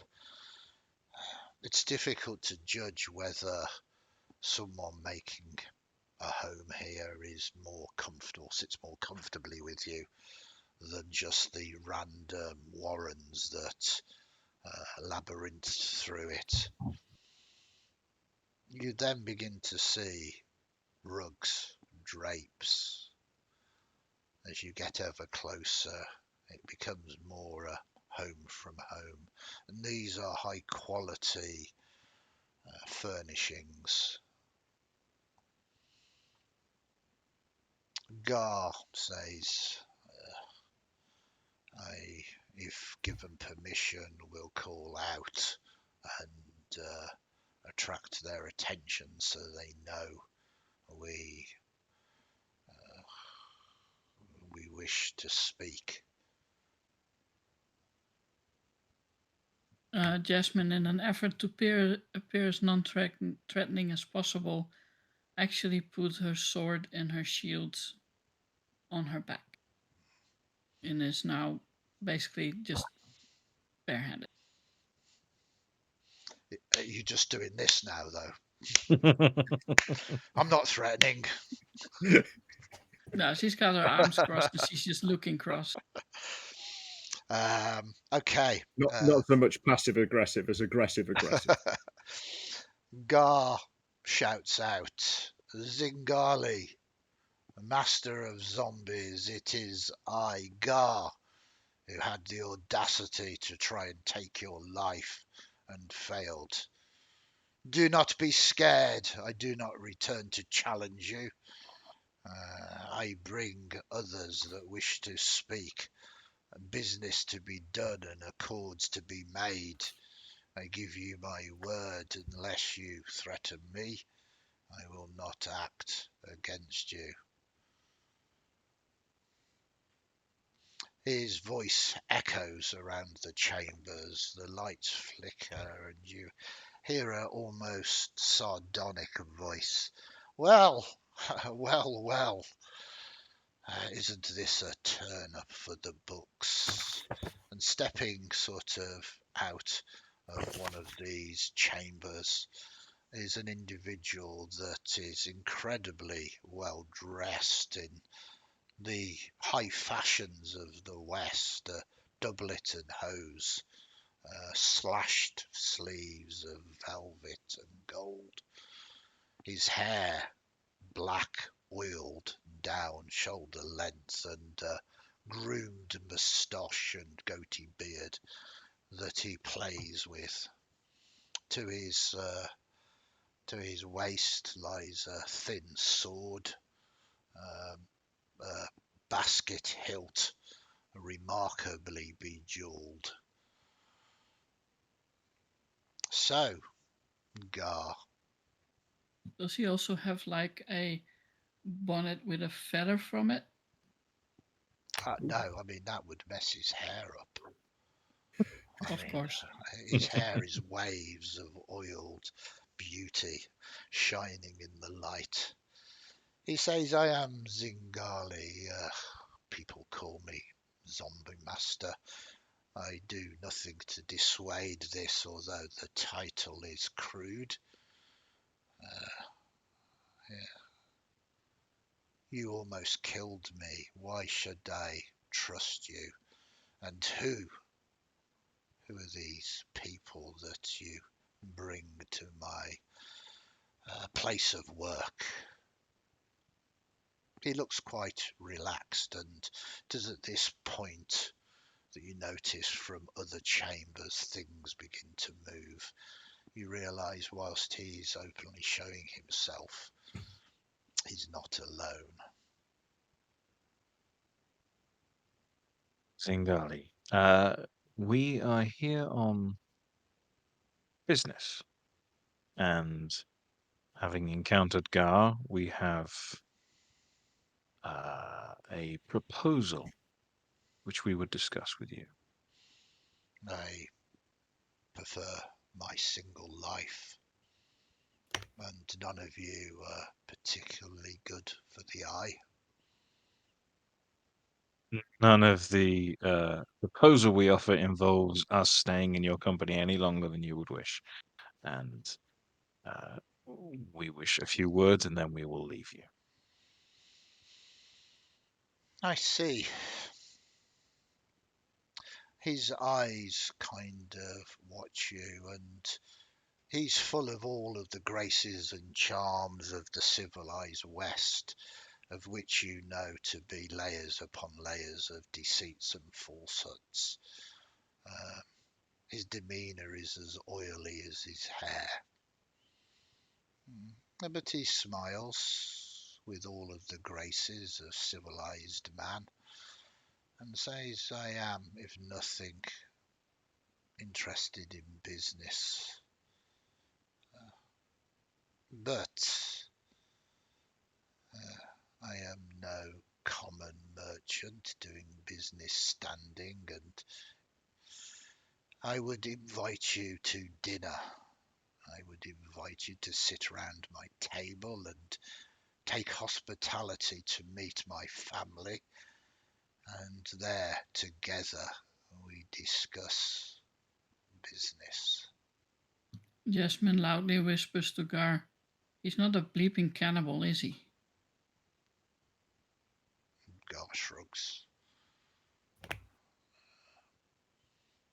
Gar told us that I shouldn't say anything, should I? Out loud, because we're not. I shouldn't say anything. You can talk out of character.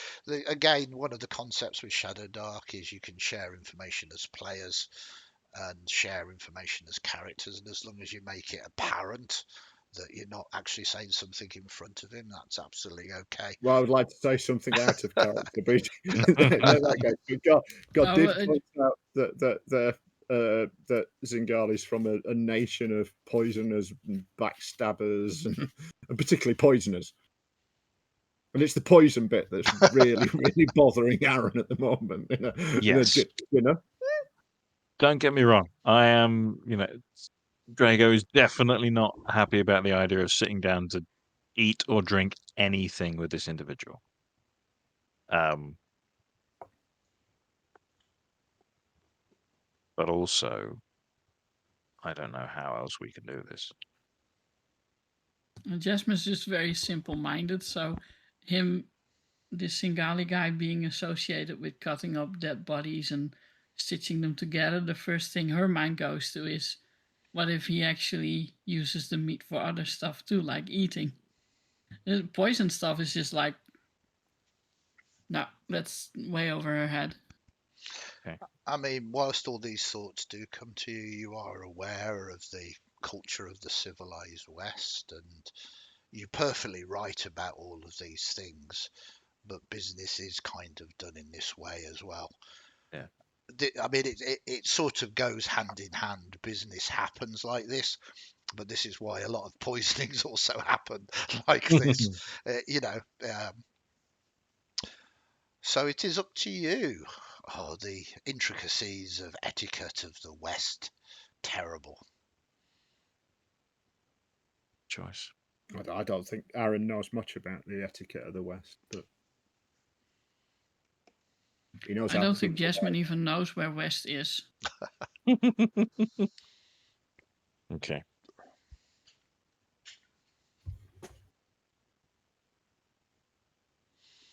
A most gracious offer, and we would be glad to discuss this over a table. Ah, splendid. So I offer you hospitality. That meaning has weight. I'm sure you understand the meaning of it. Family, he says, be about your business. Gather together the finest dishes. Let us feast and let us talk business.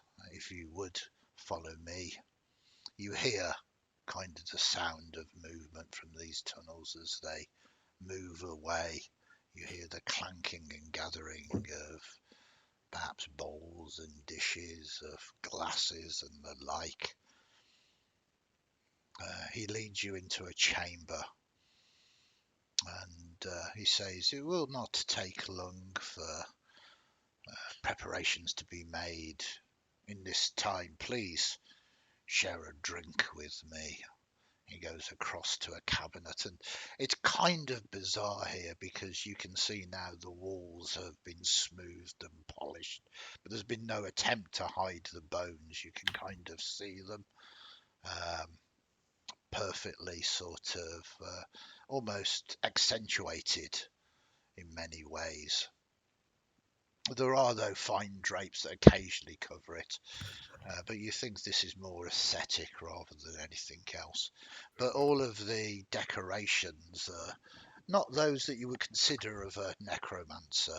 They are the fine furnishings of a prince from these Western principalities. Um, he goes to a cabinet, pulls out a bottle and puts some crystal glasses. This is a very fine vintage. I hope you are going to enjoy this. And he pours a glass for all of you, including Gar.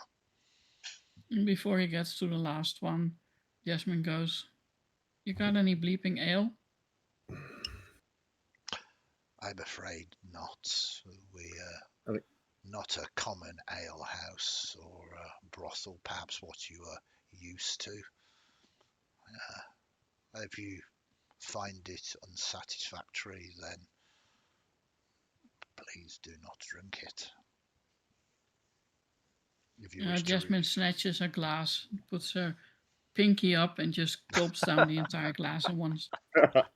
Well, Classic. that's potentially going to answer one question.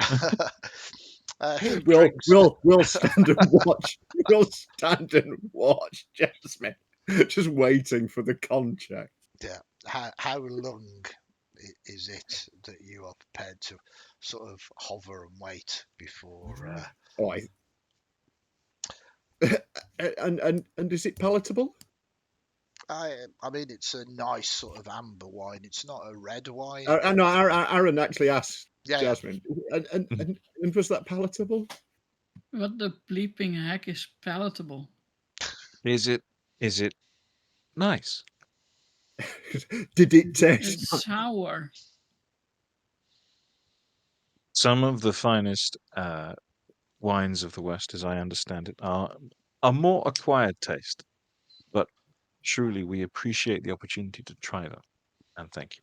we have the finest vineyards in the entire world. Um, we have been making wine for a very long time, and And bleeping vinegar. well, I think one comes with the other, does it not? Aaron will taste the wine, if assuming he's been handed a glass. Yeah, and, yeah. yeah, we'll taste it. It's nice. It's He's- sort of an amber colour, but is full-bodied. Um, it's the kind of wine, if you were social, that you would have as an aperitif. It's quite of light rather than full-bodied, not designed to kind of make you really thirsty or sort of fill you up, but to kind of get your appetite going.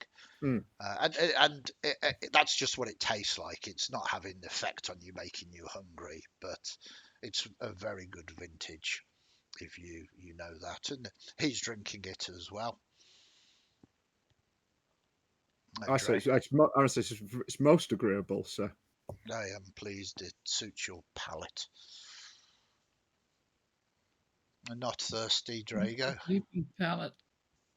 Apologies, and I will also sort of raise the glass in toast and take a sip to try it.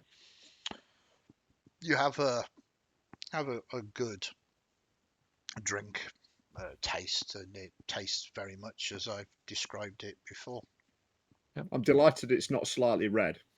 Yeah, it's not slightly red, and it doesn't have any kind of aftertaste, which is also a sign of it perhaps being laced with poison. And it doesn't seem to have a massive alcohol content either. You don't take a few sips and kind of start feeling that buzz that sometimes you get from strong alcohol. He drinks a lung, and he sort of engages in what would be considered small talk. You do have the opportunity to ask him any questions if you wanted to, or we can then just move on to the next scene. Have we seen his family? He spoke out. You just heard. Do we hear them meals. moving around? Yeah. You get a feeling they were probably invited to the meal too. I'm really tempted to cast Detect Magic. Feel like without casting it, it's probably able there. Yeah, that's the kind of that's the thing I think. Yeah. Yeah. Pff, Well, I think as sort of sipping at the wine, I would say, or Drago would say, so I appreciate that this may not be a question you wish to answer, and if it's I don't mean to pry. I am simply curious. Have you been in the area long? And do you have plans to stay long? I suppose is my question. Again, I don't wish to be indelicate. If you'd rather not answer, then please accept my apologies. He walks around the room and says, I find myself exiled from my land. Um, Out of all of the choices, it seems that Ibai Hall was perhaps the wisest choice of place to continue my work. Here I have found many individuals that, well, put my services to good use. But if you ask, do I long to return home, the answer is yes, indeed. It I seems see. that my family does not think perhaps the same, and he looks directly at Gore.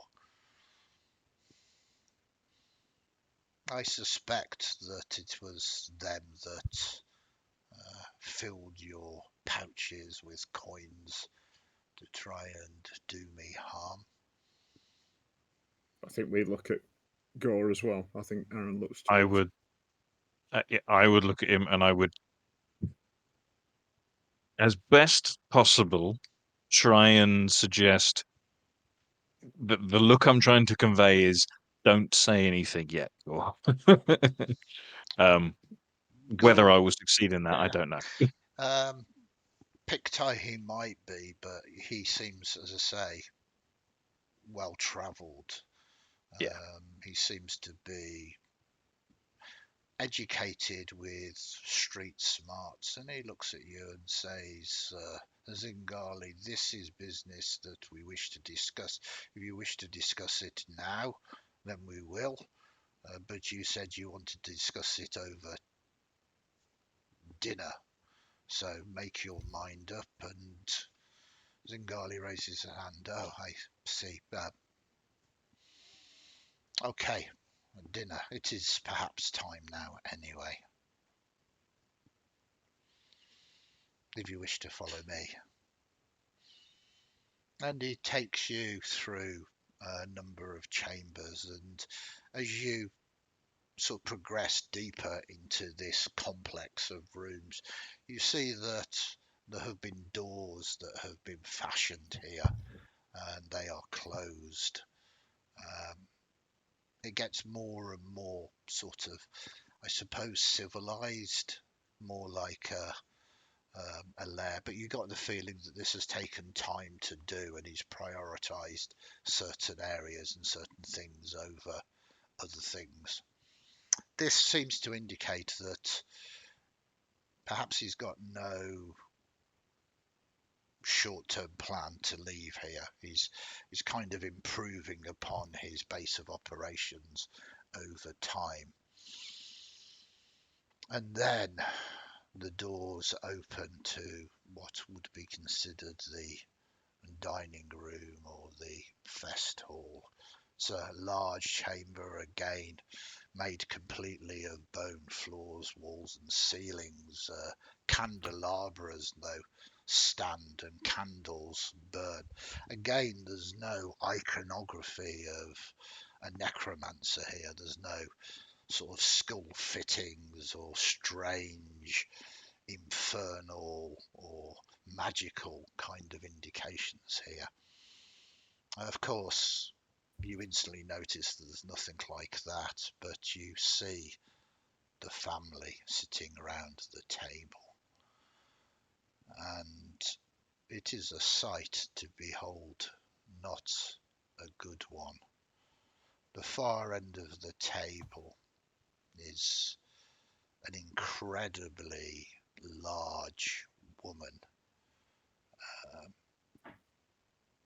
stitched together by many different parts, and by large I mean sort of beyond 10 foot, an equal sort of girth and weight, dressed in sort of fine clothes that have themselves also been stitched together, seeming to be human. There are straggles of hair that come down her face, and he introduces her. He says, "This is Zafra. We call her Big Mother. She ensures the rest of my family are nurtured." Then he points to a child that is sitting closer to you all, dressed in almost like a page boy's outfit.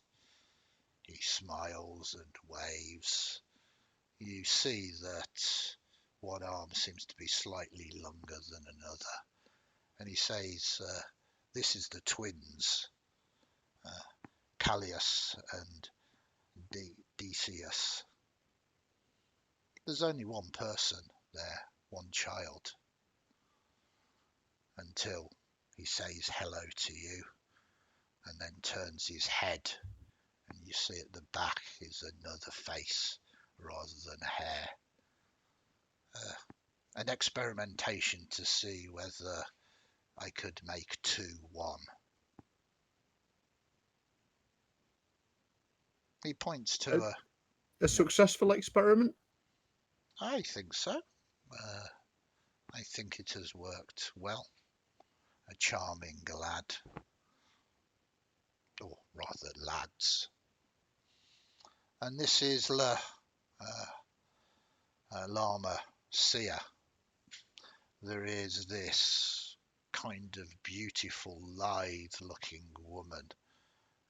You notice, though, that she has a sort of open midriff, her decorated, or rather the clothes are that of coins stitched together in the fashion of Ibaihor's belly dancers.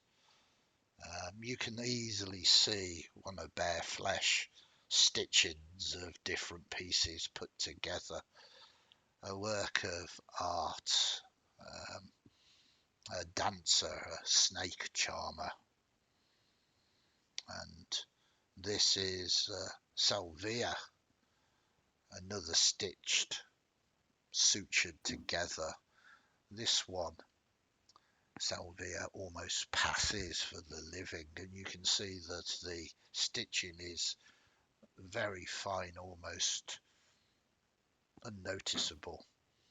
And what is interesting, Salvia, show them.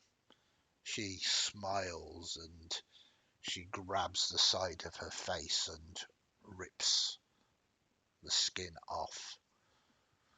And she reaches into a bag and puts a different face on.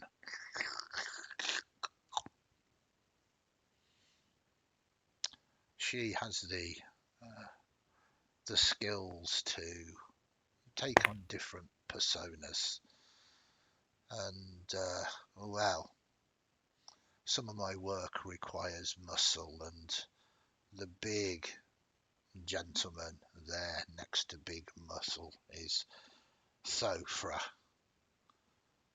We call him the Carver because that's what he does most of the time.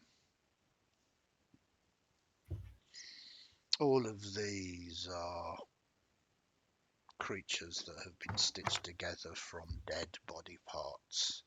They all look at you with semi-glazed eyes, and you find it difficult to know whether there is anything truly there, whether they are of their own mind or not. And in between each of those, a space has been set so that you will be mixed amongst them for the meal.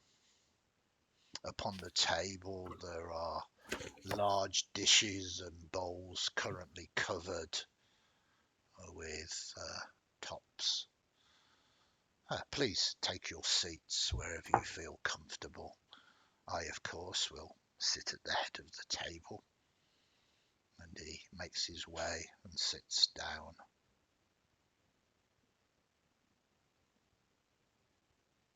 Funsies. Who would you Was like to sit next to? We'll start off with you, Drago.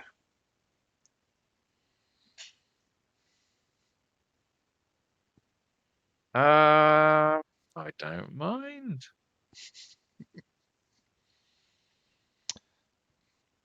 Yeah, I would. The seat that's, I guess, closest to him to better facilitate conversation, wherever that works out as Okay, being.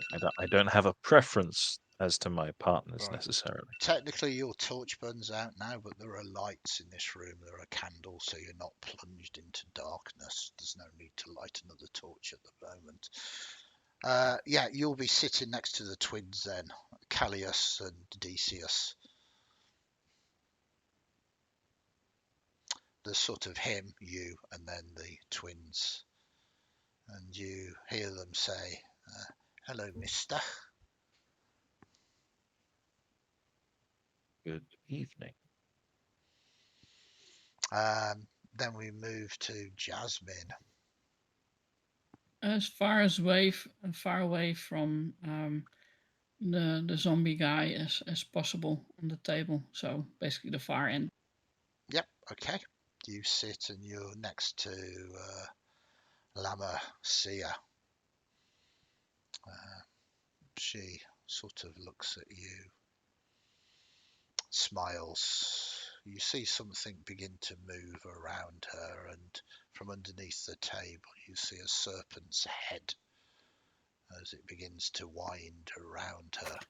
And it is this point, as you sit closer to her, you notice that there have been certain incisions, sort of holes within her, that the snake coils through and out of the other side of her body as it wraps round. Aaron, where would you like to sit? Not a big fan.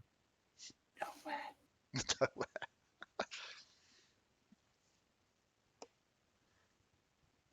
Sorry, I was furiously making notes. I'm trying to work out which one is least ick. So I mean, there's Just not many. sit next to. There's not many seats left. So Yeah, well, Big Mother Zafira sort of God, smiles no, at you, she's terrifying. and she sort of beckons you across. Yeah, Come. so Aaron looks around to see if hopefully that someone might have magically appeared that she's beckoning across. She touches the And then he very chair. slowly, kind of, and Maybe timidly. sit on my lap later.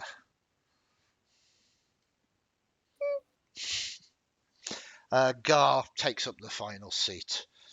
Then he stands up, does Zingali. He reaches across, as do all of the other family, as they begin to raise the coverings of the food. And that is where we will leave it to next session. Oh, Okay, well, I mean, that could have gone worse. I mean, it might be just a nice family meal. yeah, it might be. Interesting. I only have 6 hit points. Shepherd's pie with real shepherd. Yes. Oh, some delightful. It seems appropriate. We are running a little late. I know it's a slightly shorter sort of stream, but we got there, and I think it's an interesting point. What I'm keen on doing is what information you get next, or whatever happens next, is kind of fresh in your memories for the next session, as opposed to sort of doing it now, perhaps rushing it a little bit, and then having to go over it all again. Yeah. So, No, makes sense. an interesting one. A little bit of crawling, a little bit of battle and adventure, and then you've encountered this Zingali. A little bit more world building as well, as you learn about the principalities, and you have been sort of told about perhaps the more wild lands that Gar comes from as well. So I thoroughly enjoyed myself. Hopefully I terrorized you all a little bit, but we will see. We'll quickly move around the table, see if there's any interesting bits that you liked. Have a quick discussion about it before we say goodbye to all of our wonderful viewers. As always, we'll start with Natasha.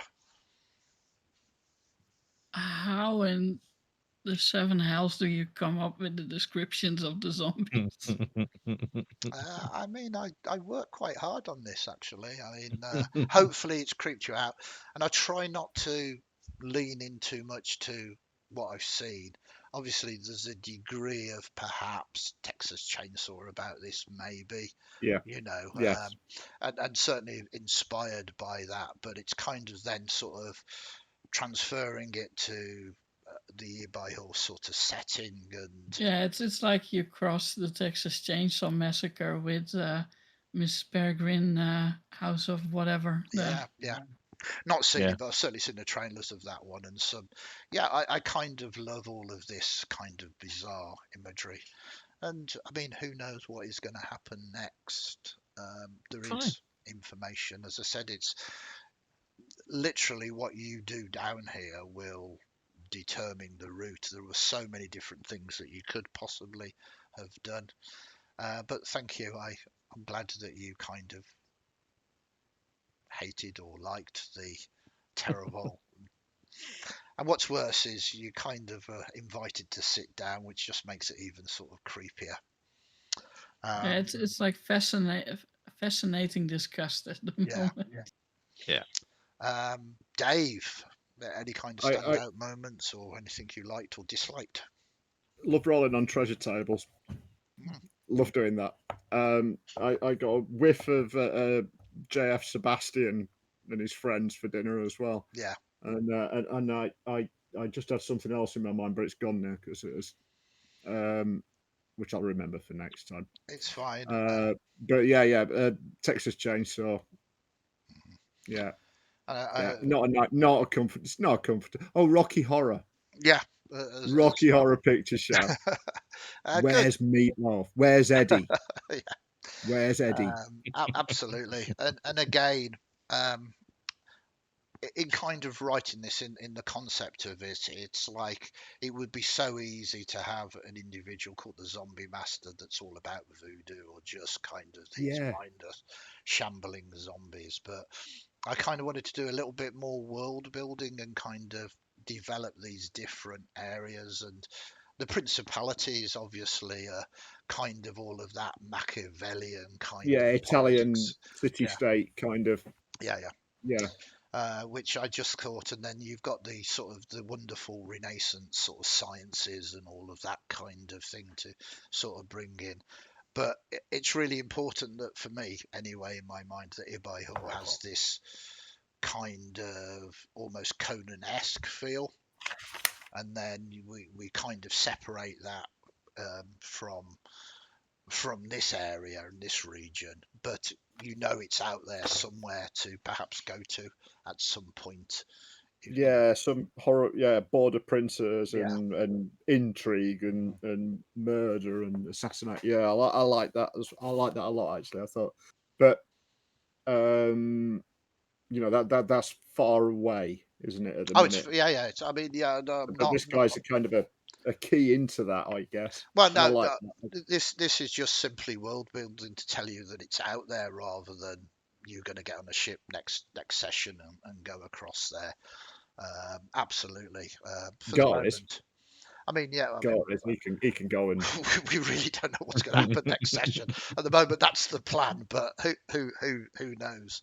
Um, no, I think both myself and Matt, who were both writing up these and kind of publishing them, we want to establish Ibihor as a campaign setting first before we even move on. But it's quite nice to get these little tasters of a bigger world out there. the tentacled caterpillary thing. Yeah, Is that some of Doctor Who? I mean it's a cave crawler in the Mm. Shadowdark rules, which is kind of a Yeah. carrion Got it. crawler that is Yeah. Yeah. obviously Yeah. from Yeah. that. But I tried to give it slightly different descriptions, and kind of mix it up a little bit. But I was running it rules as written in terms of it only had 18 hit points and it had an armor class of 12 and everything else. Oh, only Yeah, 18. yeah. Oh, But I mean, if you hit, I mean, you are more than capable. Jasmine can do a lot of damage very rapidly. Jasmine is a fighter and should be able to do that. One of the things yeah. I like about Shadowdark is martial classes are, you know, they can do the business basically. They are proper. Yes. Yeah, yeah, Yes, they are. They are standout, yeah. fighting machines. They The, are the, brilliant. the thing with Shadowdark is if this thing hits you, it can also do a lot of damage and potentially paralyze you. You can imagine if Jasmine did get paralyzed and you Yeah. managed to stop that happening. It's only 1d4 rounds, but if you're out of the fight for that, it can change Yeah. the dynamics. Roger got killed in 2 rounds. Yeah. Absolutely. And in some of the supplements, there are crazy magic items that are fun, but like there's spoilers here, but there's, for instance, a dagger that if you take from someone, it automatically does 1d100 damage. So it's like to you, it just basically immolates you if you try to steal it. So sometimes the curses on these items can be truly devastating. So you kind of always need to be thinking about what you do. And they are rare, I'd like to point out. I don't want to give you player paralysis of never doing anything, but look before you leap, I think is the answer. I really like that. Just Sorry. one of the Yeah. sorry, that morale Yeah. mechanic I think is excellent. hmm Well, I mean, That it's a I mean game it's a changer. 15 as well to Yeah, pass. So it's quite difficult. absolutely. And in most cases, if you do half that, so if you do the 9 points of damage to it, it might well just run away anyway. So you have to sometimes realize that doing that. But for, villains, for certain creatures, they're immune to the morale rules, so they just don't flee. But it is a great mechanic, I think. Matt, any any final thoughts, comments? Nothing really to add. I just thought it was a really nice, different, and it was nice going in to confront the zombie master. I think it was nice the play you took on it was very much not leaning into that title hmm for a cliche, very much kind of finding something slightly different with it. So it was nice to do that, and some nice opportunities to learn a bit more kind of uh, obtusely about the world and Yeah. things. And really nice to have 15 AC now. That's cool. From six, I mean, From 6, yeah. A Yeah, that's massive definitely difference. fun. yeah, no, I mean, I almost feel like you've leveled up with that. It's like, yes, um, no, Oh, it's very good. it's it's not gonna help me in the long run. Well, I mean, I think it's a vast improvement, and genuinely, go check those tables out. Those roles were genuine. You got what you got, and that's part of the fun of it. maybe next time you'll end up with just a few copper pieces instead. Who knows? Let's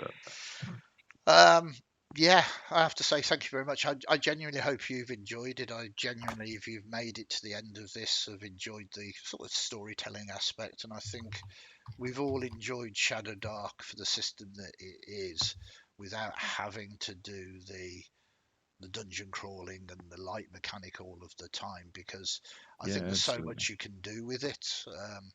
I think we played Shadowdark pure, and we were just having a blast doing the campaign. And well, this is episode 10. Wait till we get to episode 100. Who knows where you will be then. So before we go, please, thank you for watching. If you can, give us a subscribe and a like. It's going to help us out. And I keep forgetting to mention this. We have actually got a Discord channel as well, where you can jump in and talk to us, either about the streams or about some of the things that we do.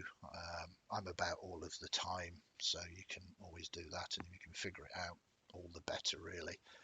The Discord will be down in the comment section below, so you can always jump in there. So without further ado, I'm going to let Natasha say my catchphrase for Shadowdark. Bleeping, keep those bleeping torches lit. And with that, good night from me, and Fairly well, guys. Good night. Bye.